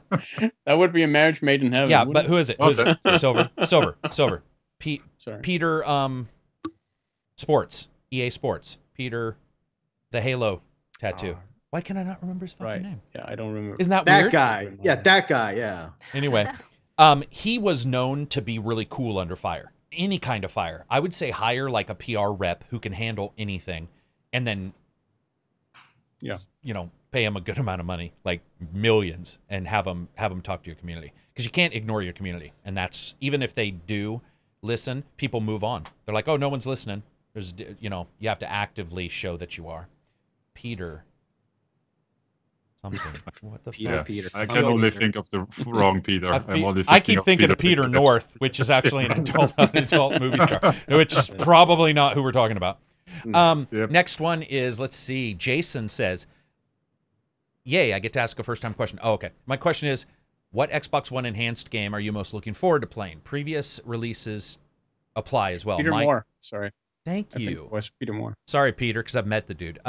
Playing previously released titles also apply. Mine is Final Fantasy 15, as I'm actually holding off on playing it so I can have crisper visuals. Is there any Xbox One games that maybe any of you guys felt sort of underperformed? 2, because it runs like shit right now. Does it? Ooh. Yeah, for me it does. The multiplayer is absolutely terrible. What game? Halo Wars 2. Oh, I thought you said. Fuck. Okay, I thought you said Overwatch, and I was like, I thought he said Watch Dogs too. And I thought he said Watch Dogs as well. Okay, so all of them. Okay. Fuck it, all three. Poor Reg. So Reg, so you'd like to see you think if you're not getting an X, I don't think day one. Well, I don't know. You and I have a tendency to jump on tech, but that's a game you'd like to see sort of come to fruition. Because I actually enjoyed the game. I like the multiplayer, but it runs so bad that it's only half the fun. Right. What about you, Azralynn? Do you have a Xbox? I do. Where are you going to get a X, or are you going to wait? I'm probably going to wait till this one dies, because they've been putting a lot of their games on both the Windows Store and Steam and stuff, as well as the console. And I like the mouse and keyboard, so if I can play with that, I will. Right. So. Okay. What about you, Go? Guess which game am I going to say? Anyone? Actually, I don't know, because remember, like Red Dead and stuff will look better. That's true. So, but he said Mafia, Xbox One game though. Xbox One game. Well, they're Xbox One games now. I mean, they've all been. That's true. That's true. I would say. Okay. Mafia. No. Really, GTA? You had 50% chance and you were wrong. I was. Uno. No. Anyways, yeah. I think I want to see exactly if like Grand Theft Auto Online looks remotely any better on Xbox One X than it does on Xbox One or PS4, because I got a PS4 as well on a regular old big block of an Xbox One. So yeah, I'm kind of curious about that. So since I'm going to get it anyways, A, because I want to, B, because I'm almost out of memory on my Xbox One. Yes, I know I could get external memory. I know someone's told me that a bazillion times now, but I still want to get an Xbox One X. So yeah, I mean, GTA, I think that's a good example of a game that could see some huge visual increase. What about you, Sylv? Anything? You just got your Xbox. Man. I got it. I got to see those. He's probably like, fuck it, I just got one. Tackling animations. Tackling animations in FIFA? Yeah, for FIFA. Absolutely. Can't wait for that. Man, wait a minute. Are you seriously going to get an Xbox One X? Because you just got an Xbox. I'm not. Okay. No. I didn't think so. Is there? I don't even have a 4K television, so there's no 4K, reason for me to get it. Yeah, so you don't have HDR or 4K. Yeah, so I think for some people it's not going to make sense anyway. But yeah, I would say that there's for me probably something like the Gears games or Halo. I want to see what those look like at a higher res. But overall, I'm going to buy it regardless because I have a review. So it'll be fun to have it. It's just like the PS4 Pro. Horizon looks much better on the Pro. So we'll see some increases there. Also, the backwards compatible stuff, because there are some frame rate issues. We've talked about this before, where there's a couple backwards compatible games we've liked. Go and I've talked about, like Red Dead. There's a couple frame rate stutters. If they can fix those things, then Red Dead's a fucking amazing game. So it's just like I'm more interested in that. Primordial Entropy says, have you ever envisioned a story or even just gameplay for a video game that you wish could be made? Well, I think everybody probably has. Yeah. Is there anything that pops into anybody's head? Because I think, of course, go for it. I think the problem is if we mention it, it could be somebody out there listening that may steal our idea, make millions of our ideas. Bastards. But I did have this one crazy idea revolved around like either a Korean or a Vietnam War vet who was like, his family put him away in a really shitty like nursing home, and it's the day that he met his wife, the anniversary, and he wants to get out of the nursing home, so he has to do all this kind of like sneaking and fighting these really mean ex-con orderlies and mad scientist doctors in order to get out, and I don't know, it was just an idea I had a while back. Dude, it would be like Grandpa Theft Auto or something. Or something, or you're mix between that or Grandpa Batman or something. He's having to like craft like stuff out of like pots and craft like a wicker basket, put it over the dude's head, then punch him with his walker. Yeah, okay, yeah, I gotcha. And in the background, you have a lot of stuff going on in the background. Like if you're sound and audio quality, you have like old ladies and old guys just going off talking about bingo. Bingo. Just having like some weird shit going off in the background, just them talk about weird things, that you would expect in a nursing home. See, this is what happens when you ask an opening question. Azralynn, do you have any thing that you'd like to say? I've never been one to come up with ideas for much of anything, so I just enjoy other people's games, other people's work. So nothing wrong with that at all. What about you, Silver? Is anything? Yeah, I have probably one of my all-time games for like dream games would probably be. I mean, Go mentioned Mafia, but in that style, like an Untouchables open world game. like where you sort of assemble a crack team and then you go and raid speakeasies and breweries and so on. You don't know who to trust on your team because maybe they're on Capone's take or whatever. Like the tension from that. And then the guy you looked up to gets murdered, and you're like, no. All this is doing is proving to me that Silver wants to crush alcohol and believes in prohibition. I'm just joking. That's that would be very cool. LA Noire is what I was thinking, but like multiplayer, multiple people, jump in your convertible, go bust people up. That'd be pretty cool. That'd definitely be cool.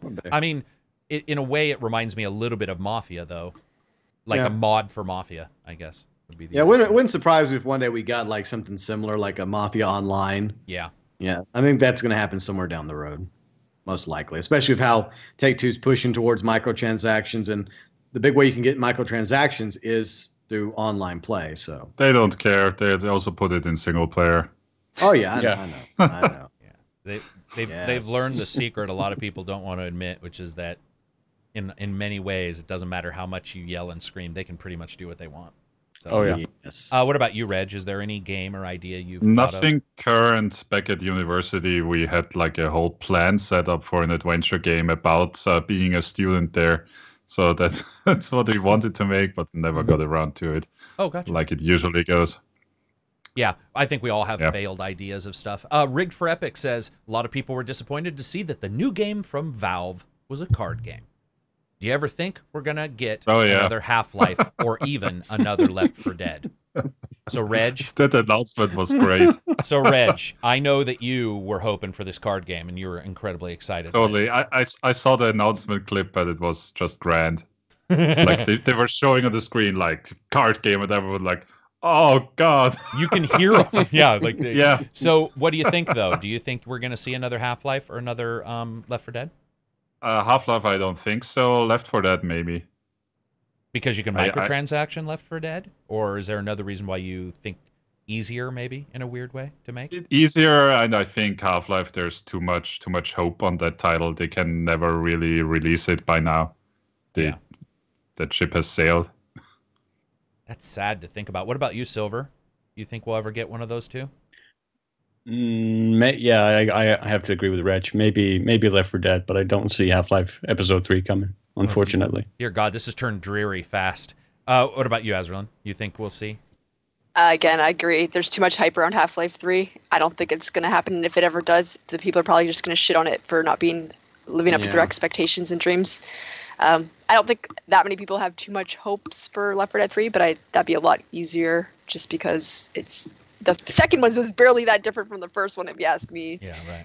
So, I mean, just copy paste and then add a little bit more. So, I want to see Portal 3 though. Yeah, that too. Yes. What about you? Also, actually, sorry, just to interject, but there was actually an interview in PC Gamer, like I think a month or so ago, with the writer of Half-Life, who said that sort of the thought they had at the time was basically just to keep going with cliffhangers for Half-Life indefinitely, to just keep the series going indefinitely. So even if we had gotten Episode 3, we still would have gotten a cliffhanger. There would be no resolution. Great. Mm-hmm. Okay, so go. What about you? Yeah, I don't know. I mean, there's always a possibility that we may get it in a different way, like through alternative media, like maybe they decide to make a comic book series or a limited comic book series. At least it would give some, resolution to the Half-Life fans, unless, the series gets bought by another developer that, sees this popularity that's been, around Half-Life for a long time now and says, you know what, maybe it's time to make a Half-Life 3, bring back the writer, and hopefully not do a cliffhanger, maybe just get it over and done with, or leave it open at the end for a potential sequel. But if not, then at least give some closure to the fan base who's been chomping at the bit for Half-Life 3 since at least the 19th century. Yeah, it's been a long time. I would agree with everybody here. Like, I honestly, I may be the only one. I thought Half-Life 1 was fun. I thought Half-Life 2 was fun. But they're not classics to me like they are to so many other people. And I'll just assume I was wrong. Like, I just didn't get it. But so for me, I don't even really think about them. I get why people are depressed, though, because if you said BioWare was releasing something, and it looked like it was going to be Star Wars KOTOR 3, and it was fucking a card game. You'd have to, card game. Everybody in my personal life would be, I'll make sure the cameras are nowhere near Karak, because he's going to record something no one wants to see. So I'm going to take a shit on you. I would be so mad. So I get their disappointment. And people can get mad about their disappointment, but it makes sense because you made something good. There's not disappointment if if somebody said No Man's Sky 2, I'd be all okay. Right? Sure. You'd just be like, all right, that's a game, but Half-Life 2 people liked, so it makes sense. Rigged says there are a few credible sources saying the PS5 is already being worked on and will be with us by 2019. I like with us, like a family. Kumbaya once again. Do you think this is too soon, given that we've just had the Pro? Anybody want to go? Anybody want to go with that? I say it's too soon. I say that, wait till like the early 2020s. Give it time to, take it to the next level. Yeah, exactly. Hardware-wise, make sure you're actually going to put out something that's going to be a lot more impressive than, say, the PS4 Pro was. I'm not saying it was bad. I'm just saying people had a lot higher expectations for it. And, same thing goes for Xbox One X. Whether or not it meets those expectations remains to be seen. So I think whatever Sony and Microsoft are working on for the next-gen consoles, they need to give it a while, especially, for the fan base, because, these consoles are not cheap. Just give us a few years. Give us a little breather, please, and let us enjoy these current-gen consoles a little bit longer, please. It sounds like he's praying right now. He's like, please, Microsoft. I would not play. I'm not praying. I'm just begging. Begging. Not just myself, but for the average gamer out there that is busting their butt trying to make enough money in order to, have a good hobby. And all of a sudden they see this new $500 console come out, and they're like, well, how the hell am I going to pay for that? Go Burns, voice of the common man. I'm trying to be. He's like, for everybody else, I will fight for you. Okay, that's right. So what about you, Azralynn? Do you? I'd be pissed. In 2000, you'd be mad. Yeah, I just got my PS4 this year, so my PS4 Pro, I should say. Mm-hmm. If I wouldn't, I'd be mad if it was so soon. Exactly. And I'm not the only one. I know that. Yeah, no, that's legitimate. What about you, Silver? Yeah, no, I agree. That would be too soon. Like, I would understand why I would probably understand why they would do it, but I would think from a consumer standpoint, that's way too soon. Right. Yeah. Plus, PS4 is winning right now. Winning. Yeah. Winning. All the winning. What about you, Reg? Reg, 2019. Yeah, same. I mean, if it appears before 2020, maybe even 2021, I think it's way too soon. It's, I don't see it. When does the asteroid Apophis hit? As long as it hits before, as long as we get the PS4. Was that on the 21st? No. Second turn of like, Trump. I think it's in 2031. We do have a lunar eclipse coming up, so that might be the end. Might be.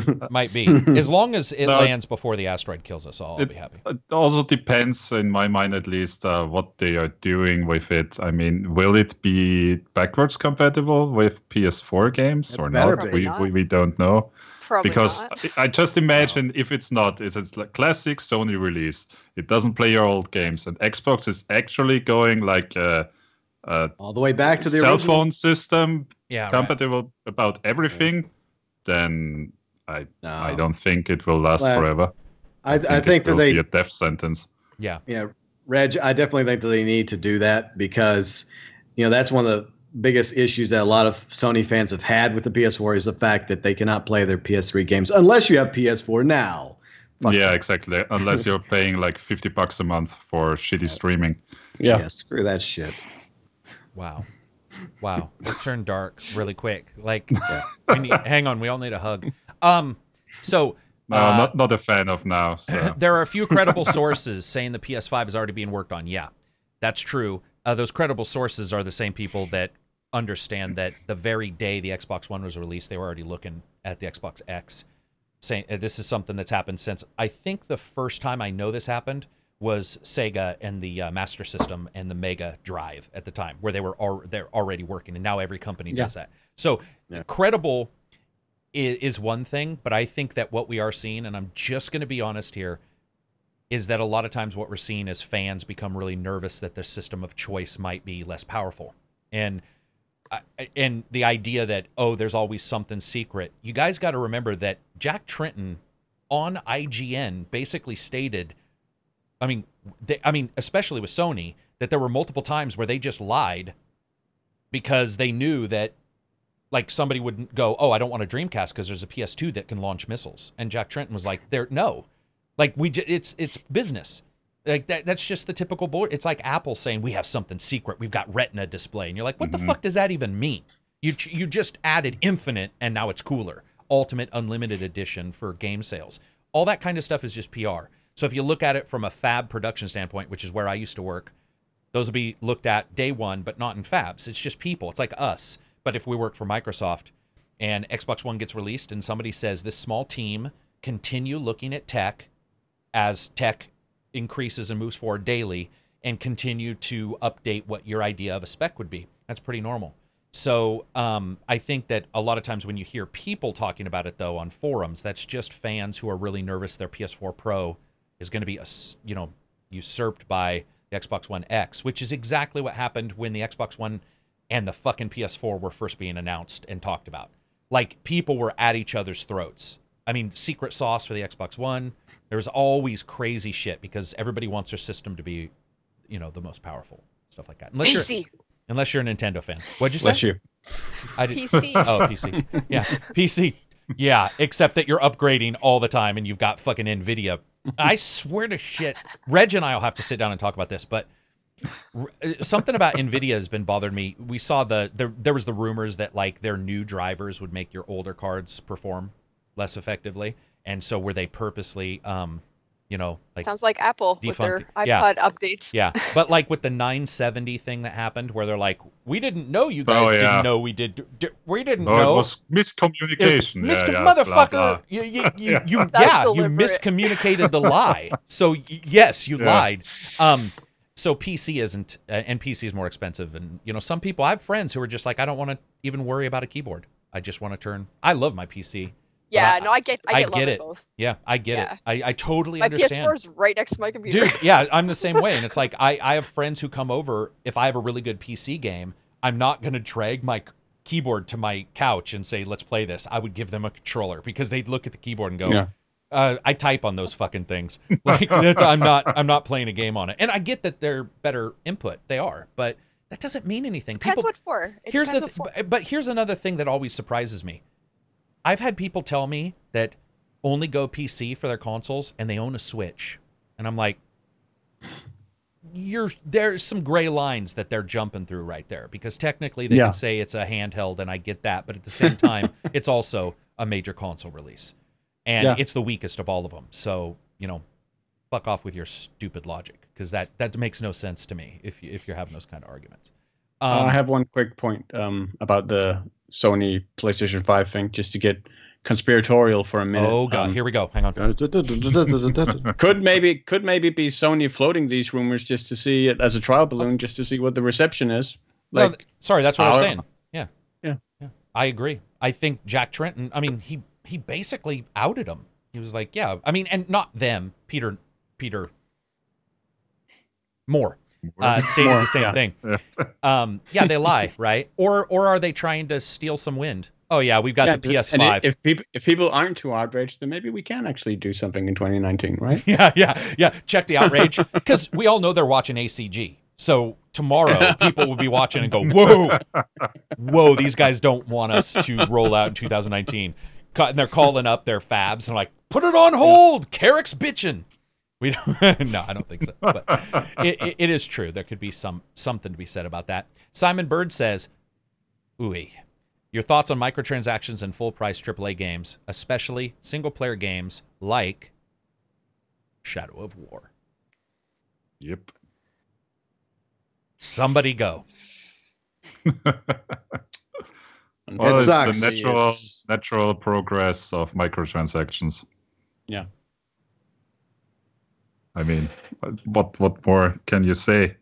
It's inching forward piece by piece, and that's the next step. Yeah, we're basically at the point now where single-player full-price games are implementing free-to-play models. Yep. dumb. And I mean, looking at sales, not just like single player full price games, but multiplayer full price games too are implementing free to play models. Yeah, well, like just full price games in general. Really. Yeah, I guess Reg is right. They started it though. Yeah. As used to be like stuff for multiplayer, cosmetics and stuff like that. And some games already started. I mean, it's not the first single player game that has that. It's not. Wasn't it like Dead Space or something that Deus had purchasable crafting items? Deus Ex had those ones. Mankind Divided. Yeah. Which is funny because I reviewed that game and I saw them, but I played the game and beat it and had no problem. So to me, they made no effect. I did too. It didn't affect me at all. So, but I get the outrage because it's one step closer to making you forced to pay. Like, as long as I don't mind microtransactions being there, as long as the game is made for the free player. If people want to pay or use cheats or whatever to get ahead in a single player game, whatever, more power to them. But and this is what's eventually I think is going to happen is they're going to little by little make it so that you want to spend that and make it more difficult for the regular player. And that's where I'm going to have a problem with it. Like right now, like Deus Ex Mankind Divided, it didn't even affect me at all. I had all the stuff I needed, didn't really feel the need for anything else. I explored plenty, got everything. But it's just a matter of time before they make it so that you have to. And that's what I'm afraid of. And like I get the outrage behind microtransactions, but I mean, it's really going to depend how they go with them, if it's going to affect the overall gameplay or not. I don't know. It's a fine line there between pissing people off and people being okay with it, whatever, So yeah. What about you, Go? Well, just go ahead, want to add. Thinking also of Two Worlds 2, for example, that happened a couple of months ago. Where they added in microtransactions, disabled the cheat console. Okay, so I have a bone to pick about that. I absolutely think that's the only way you should add microtransactions to a very old game. And here's why. Because you know that it was programmed without those resources being adjusted because of the microtransactions if it's a year later. It's 5 years later. But their removal of the console cheat is strangely enough what pisses me, and it's what pisses me off. If they had said, and this is the honest truth, guys, any Mad Max, if they were like, do you not want to fucking wait and you want to get your skills and it is 3 years after Mad Max released, that's when you give somebody the ability to do microtransactions. Because guess what? Maybe they got the game for $5 and they're like, hey, you know what? I'll spend another 5 or 10 because I want to see the cool stuff of this game and I don't want to do this or this or this, because the game was originally created without those. So I actually disagree with everybody. Well, I agree with everybody's hate for the Two Worlds thing because of the console being removed. And the game is, it is a weird game to add those two. It's like, hey, what's our shittiest game, guys? I don't know, Two Worlds 2. Well, they basically did that because they already added microtransaction for the console release. And they said, hey, we already have the microtransaction. Why not? Wasn't that the reason? Why not put it into the PC version, whatever. The console removal of the console cheat is weird. That to me I don't like. What about you, Go? I was trying to get your idea on any of this. Yeah, pretty much what I said a moment ago. It sucks. I mean, my fear is that you have these publishers that are going to keep pushing their development houses to do this, and it's going to get to the point where I believe if it keeps getting worse and worse, where a lot of gamers are going to stop doing it, and there's going to be a revolt, because it comes down to money, what you can afford to spend for said video game. And if you're already spending, say, $60 on this game, and then all of a sudden, it goes from being simply just cosmetics for the microtransactions to, like Azralynn was saying a moment ago, you actually have to pay more than $60 just to continue the game and actually play it to its end. People are going to get fed up and they're going to stop playing their games. They're like, look at, if that's the practice that this developer or this publisher is going to have, fuck them. I'm going to move over to these developers that aren't doing that. And it's going to hurt some publishers and hurt some developers. And the question is, how much is too much? Because you have a lot of these companies making billions of dollars a year off, the gaming industry. And shark cards, baby. Yeah, shark cards exactly. are the greatest thing ever. God, I wish I had thought of that idea. And it continues to get worse, unless you are like grinding Grand Theft Auto Online, constantly. Every chance you have, play Grand Theft Auto Online, no other game. then maybe you could still make enough money theoretically to afford the new content without shark cards, but it's become a lot more difficult. And unfortunately, according to Strauss-Zelnick, they're under monetizing their games. Which means it's only going to get worse. What a fucking, talk about a brain dead comment. When he came out and said that, I was just like, wait, what? Greed I'm sorry. is real. He's like, man, I got $7 billion in my Scrooge McDuck vault. I need 14. Yeah, we can't keep giving stuff away for free. Yeah. Even though we make our workers fucking, do crunch mode for 8 years. What about you, Silver?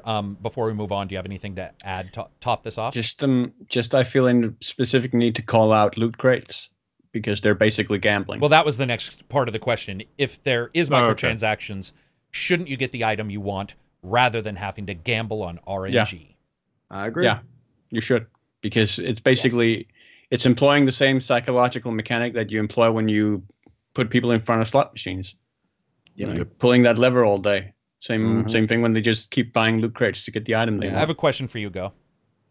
Okay. Honest question. This is going to sound sarcastic, but it's not. Okay.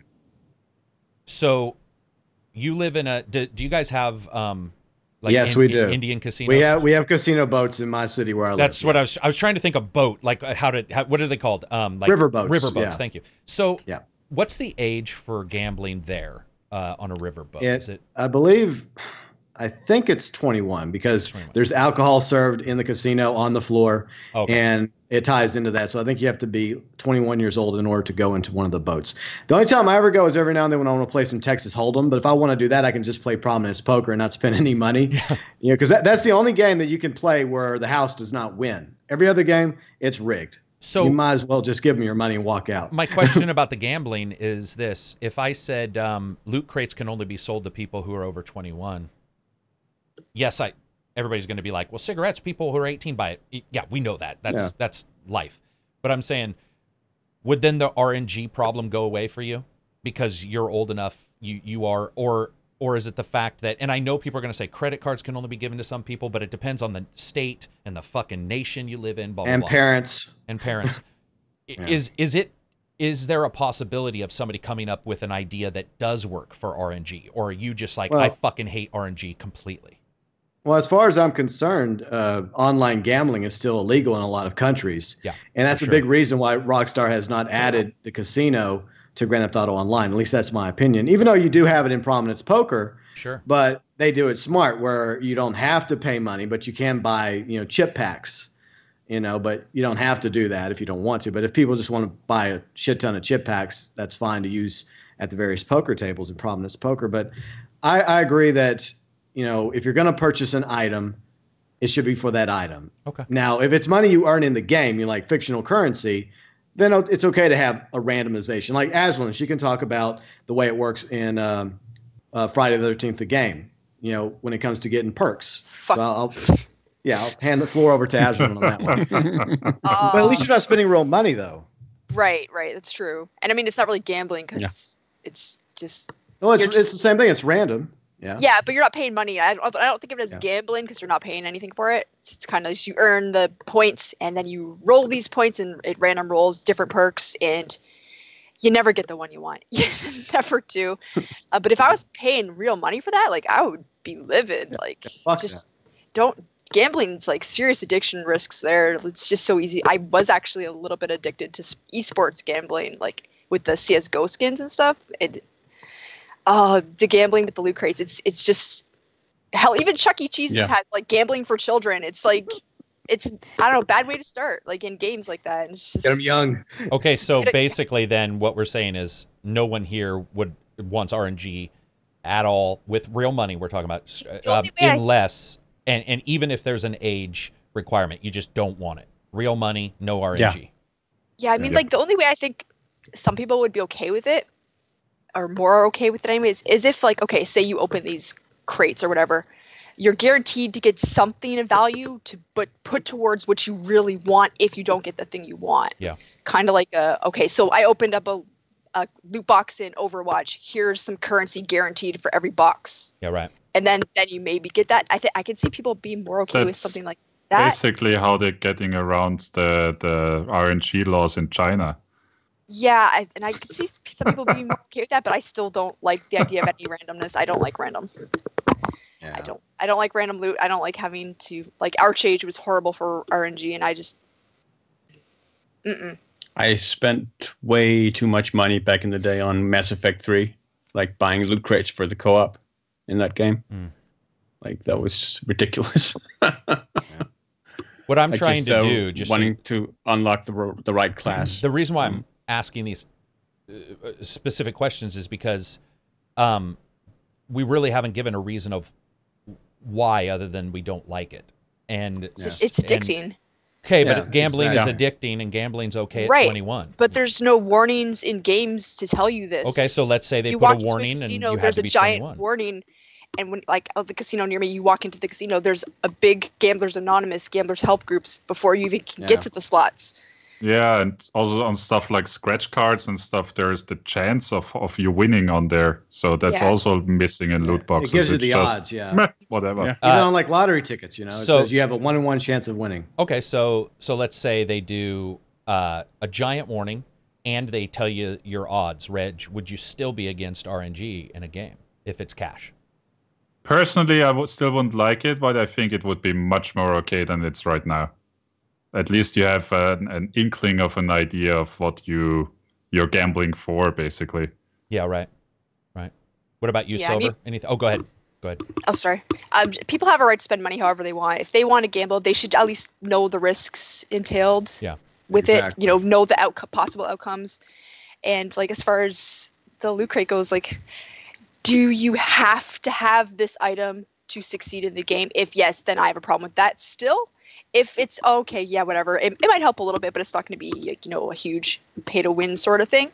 Then okay, whatever. People can spend whatever they want, right? It's just as long as it's not like something that's going to be pay to win on top of that, on top of the gambling. So, Silver, do you have anything to add? Top that off.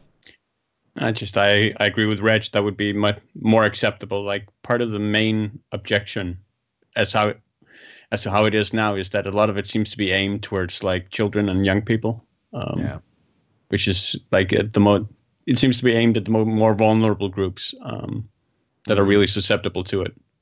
Yep. Yeah. Which is one of my main objections to it at the moment.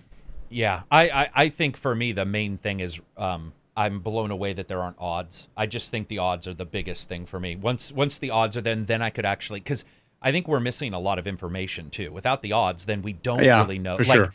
And not to be rude, because we've all said this at one point, but when we say, and I just said this a couple weeks ago, but it's like, well, if it only makes a small difference in a game, guess what? If you're better than me, it makes a smaller difference. And so that's multiple people having completely different fucking ideas of what cosmetic really means. I talked about this in the Discord last night. So I think that odds would be the first thing. That would be like and it should be in everything. The odds have got to be there, like 1 in 4. And I would like it. Sounds weird. I would like it to show you that like when you hit the button, it's like, and it shows you the readout, and it's like, this is what you got, and this is why you got this. And like in Baldur's Gate when you rolled the dice. Like in Baldur's Gate, you rolled a 6. That would start on the road to me being a little bit open to microtransactions at some point. But I also don't like them in single player games at all, because I don't, unless they're later, because I really do get nervous. Shadow of War, I bitched about the moment they announced it, because it was already grindy. I'm sorry, but the first one, I know people loved it. But the first one, I wasn't a big fan of. It was super grindy. And the idea of playing the second one and having the same thing occur, but also have microtransactions slightly adjust maybe how you get things. Yeah, maybe be a little bit more grindy, so you're more inclined to buy it. Yeah. That scares the shit out of me. But that's just me. Anything to top it off for anybody? No? When you mentioned the odds, like it made me think of a lot of the CS:GO skin gambling websites. How they were is everybody would put items in, and based on their value, you would see like their percentage to win, and it would go through a whole scrolly thing of all these people's pictures, and before it would finally stop at the one. Like that might be a good way to show the sort of odds for the items that they want. Yeah. I think that would be a nice visual representation of it instead of just a numerical 0.001%. Sort of thing. Yeah. I mean, I'm firmly of the belief it'd be great if we didn't have any in anything, because like I want to play GTA Online, but I don't turn it on because of this, but it's inevitable. And so I think it is more about making it like as pro-consumer as possible, but still allowing. Another thing is, I know some developers are like, dude, at $30-$40, which is where we have to sell our game because we're not AAA, we're not going to make very much money. So microtransactions help because development costs a boatload of money. And then also you have people saying you can't resource copy from your prior game, and you're like, the gun didn't sound any different. No, go record a completely different gun. You know, so you have this weird attitude. I think that there's probably a middle ground you can find. But boy, the idea of single player, it's going to take a lot for me to look at a single player game with microtransactions day one that doesn't bother me. And the only one is Deus Ex. That's the only game that didn't bother me day one. Can I ask you, why do you find it more unacceptable to have day one DLC in a single player game than a multiplayer game? Not DLC, microtransactions. Microtransactions. Because talking to developers, one of the things they'll always state is, even if something's cosmetic, somewhere it's using resources during your original creation of the title, if you've got microtransactions in there. So I would like the game to be finished and done. And then later, if they want to look at how people play, use a heat map, and go, people are having an issue here, blah, blah, blah. Here's what they may need. Here's what a new player may need. And a year later, you say, here's a couple microtransactions to buff your character. Yeah, I'm okay with that. No, I get that. But I mean, why don't you then have that objection for multiplayer games then that have day one DLC? No, I do. Because sorry. Those are forever. Okay. Multiplayer has been there for so long. There's no chance of even like getting my opinion in. Because it's done. So sorry. Yeah, it's unfortunate, but it's like multiplayer started so long ago. I wish we all knew what the first multiplayer game was with a microtrans. That would be really interesting. Like figure out what the very first microtransaction was in a game. I still remember. I think it was Virtual Fighter 3 or 4, where I want to fucking kill. Man, I bought some pants. And it only downloaded 12K, and that's when I fucking realized those pants were on that fucking disc, and I broke the disc. I was so mad. I got it, and I shattered the disc in my living room, and Josh is like, what are you doing? And I'm all, that fucking cunt, that was on the... And now, if that happens, I'm just like, meh. I mean, I'm not, man, like, I expect it now, I guess is what I'm saying. That sucks. That fucking sucks to buy a key to unlock something that's already in the game. That kind of stuff pisses me off. But yeah, it's a dangerous discussion because everybody has different ideas. I mean, it's no wonder the companies are doing it. I'm just looking at the last Activision Blizzard annual reports, and last year was the first time that they made more money with microtransactions with actual game sales. Yeah. It's a timely question. Robert Sim says, when is the party at Silver's house? The party's happening now. You're too late. Sorry, there was a Discord joke. I can't remember what happened. Silver said something about if anybody's in his area for a vacation. I was like, we should all show up at Silver's house. Like, just fucking 10 of us. Be all, put us up, bitch. It would make a refreshing change from all the drunken Swedes that come over here. So. Oh well, drunken Americans. I'm just joking. Do you guys have a couple more minutes, or does anybody have to go? Yeah. Okay, a couple more minutes. Let's skip. Sounds German wants to know, what is everybody's alignment in D&D? Lawful evil. Without a doubt. Without a fucking shadow of doubt. Like, even my friends will be like, no, Cadiz would say I'm chaotic evil. Fuck you, Cadiz. If I find you, I'm going to kill you. Anybody else? Anybody? What's your alignment? Chaotic neutral. Chaotic neutral. Yeah. Yes, I'd also say that one. Chaotic neutral. The Kroger of fucking I do whatever the fuck I want. The Walmart neutral good. Neutral good. What about you, Go? I'm just gonna sit over here. You guys just keep talking about D&D. Oh, because we're nerds and you don't know the alignments. Do you even? I know I vaguely have a little bit of knowledge about D&D. I just never had the opportunity to really dive into it because none of my friends ever played it. So, dude, you're lawful good. Okay, I'm lawful good. A neutral good, lawful good. It depends on if you go old D&D where you can flip them around. Because when I grew up, you could only say like lawful this or chaos. You couldn't say like neutral chaotic or chaotic neutral. Yeah, there was one specific direction. Okay. Now you can fucking be anything. So, but I would say lawful good. You're definitely you're pretty lawful good. Does anybody have a different one for Go? Let's rate Go. I think like with his libertarian streak, he's probably more like neutral chaotic good. Jesus Christ, we can't have 3 Neutral, chaotic, good. I like that. Neutral, chaotic, good.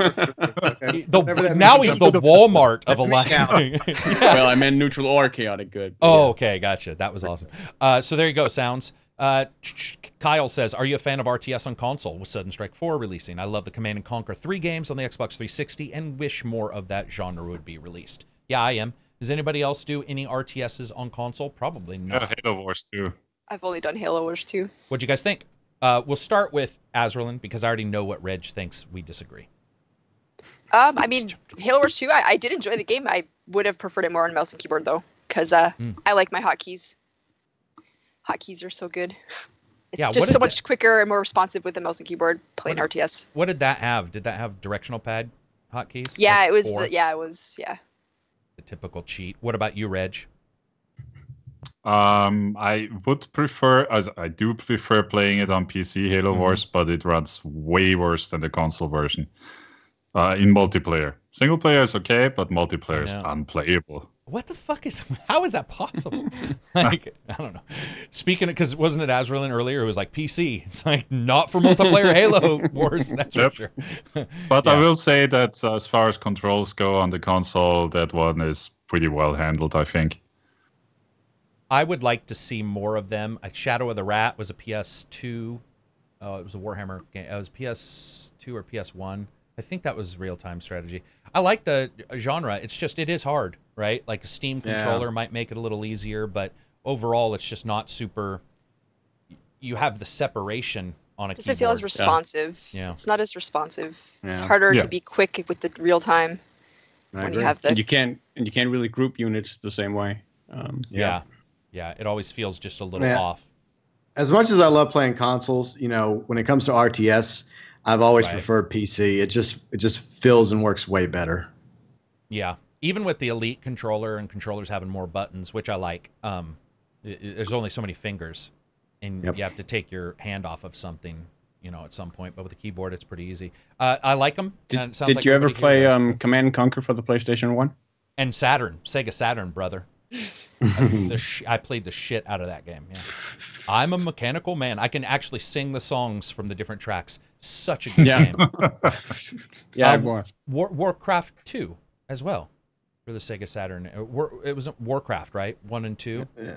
I wasn't aware they got a console release. There was, There on the Saturn there was what is it called? Humans versus Orcs. That'd be Warcraft. The other way around. I think Orcs versus Humans. Orcs versus Humans.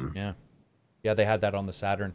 There was a couple RTS games they've tried, but I think Command & Conquer did okay, don't you guys? I mean, on a console, it played pretty well. If you played, I don't remember it playing very well on the PlayStation. I played on console, only on PC. Oh, gotcha. I'm still salty about there not being a Command & Conquer Generals 2. Me too. Or what's the Red? Red Faction. Red Alert. Red Alert. Red Alert. Yeah, you're right. You're right. Red Alert. Yeah, you're right. Oh, is that the one you were actually talking about? Was Red Alert? No, he was talking about it. I was talking about, Command & Conquer Generals. Gotcha. I was just making sure because I feel like I'm the only one who ever likes Red Alert. So No. Red Alert is definitely a classic. I mean, I thought. But... Don't see how you get around that. Well, last question. Simon Bird says, what do you think of Square Enix's vision of games as services? An interesting idea to prolong popular games or more publishers milking the cash cow for little investment? As if it's a little investment. I'm going to have to break this down for people so that they can understand just how much a fucking game server and all of this shit costs, man. But it is less, of course, than building a new game. But what does anybody think about Square Enix? They sold Hitman to Hitman. They sold them to themselves. I mean, what do people think overall as games as a service? Does it bother anybody? Do you like the idea of these games maybe sticking around longer versus having number 2, number 3, number 4? Let's talk about it the real way. Why is it that the games that don't have this are the ones that need it? Sports. Why is there not NFL 1 and we're 17 years later? Probably because making a new game doesn't cost a lot. Yeah, quote unquote new, and they get to charge full price every year. Yeah, because it's more cost effective of releasing a full game. Yeah. I feel like those are the only games that that make sense for a service. Like, well, I mean, look at also you have the problem if you keep it as a service and don't resell a new game copy every year, you can't also resell all those microtransactions every year. Yeah, it's bullshit. So I mean, I think it makes sense for a lot of games, like the way Ubisoft is doing it with Siege, For Honor. Even though I don't necessarily agree with the pricing in those games, but I think that those are good examples, like The Crew, Forza Horizon 3 with as a service, continuing multiplayer service game is another good example, I think. So I think there's definitely potential there, and I mean, the fact that you can get that much longevity for a game, like 2 years later after you buy it, that it still has a vibrant online community. I mean, how can that not be good for the consumer? Yeah, right. Yeah. Well, there's definitely something evil about EA because somehow, as we pointed out, they have found a way to sell basically the same game over and over again. Yeah, it's black magic. A few magic. fixes for the same price. And it would make more sense, like we were talking about, where you buy a copy of Madden and there's updates. Even if some of them are paid updates, fine. But, $5, for moving the Chargers to LA, okay, fine. But it would just be more cost effective. But the problem is it comes down to how popular the content is. As long as people are shelling out $60 for a new Madden or a new FIFA or even a new Star Wars Battlefront game, for all intents and purposes, they could have just kept adding new maps and stuff to Battlefront. They didn't need a Battlefront 2. I mean, then they could have said, okay, we're now going to release a story, but you're going to have to pay $20 for the story. Okay, so for everyone that wants the story, shell out $20, $25 to get the story as well. Do they really need a Battlefront 2 nowadays? I don't think so. I mean, we'll buy it, but is it really necessary? Yeah, no, it's a good point. I mean, yeah, we'll buy it, or not we, but people. I guess we will. Yeah. Does anybody have anything to add before we shut this thing down? This incredibly positive, absolutely at all times happy podcast of ours. Jesus. I'll end with a positive note. A game I actually forgot in my what we've been playing. Foxhole. I mentioned it last week. I bought it, and I finally got to play it, and I've been happy with it. It's a really fun game. Like, I spend like the first 3 hours in the game just driving trucks behind our supply lines, just driving ammo and weapons up to the front line for our infantry to use. And it was in that conflict that I participated in. It was day 76 of that conflict. So the players in that fight have been fighting for like 76 days without resolution. Wow. So it's time for peace. Yeah. Nerds. Time for an armistice, baby. Yeah, exactly. It's time for. And I will add that Foxhole has more players than Lawbreakers. I knew you were fucking. I saw you typing. I saw you typing on your computer, and I'm like, if he looks up Lawbreakers right now and looks up, I know Reg. I can see when Reg is like.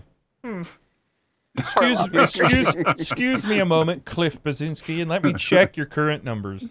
Yeah. Well, that's sad. That's a good way to end it. I appreciate Azralynn showing up, breaking away from Albion Online to. Oh, it was hard not to. Thanks for having me. Exactly. You're like, always a pleasure. I just missed out on that. Who knows if she really broke away? Yeah. She's like, I'm sorry. What'd you ask? There was something I saw. I did a little while ago, though. She was doing this, and I'm like, is she hearing voices? Did you hear that?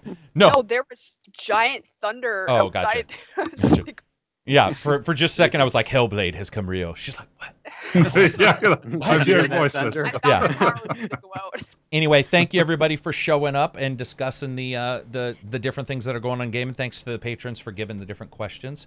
If you guys have the desire to watch Albion Online or anything that Azralynn does, that link will be in the description as well as goes.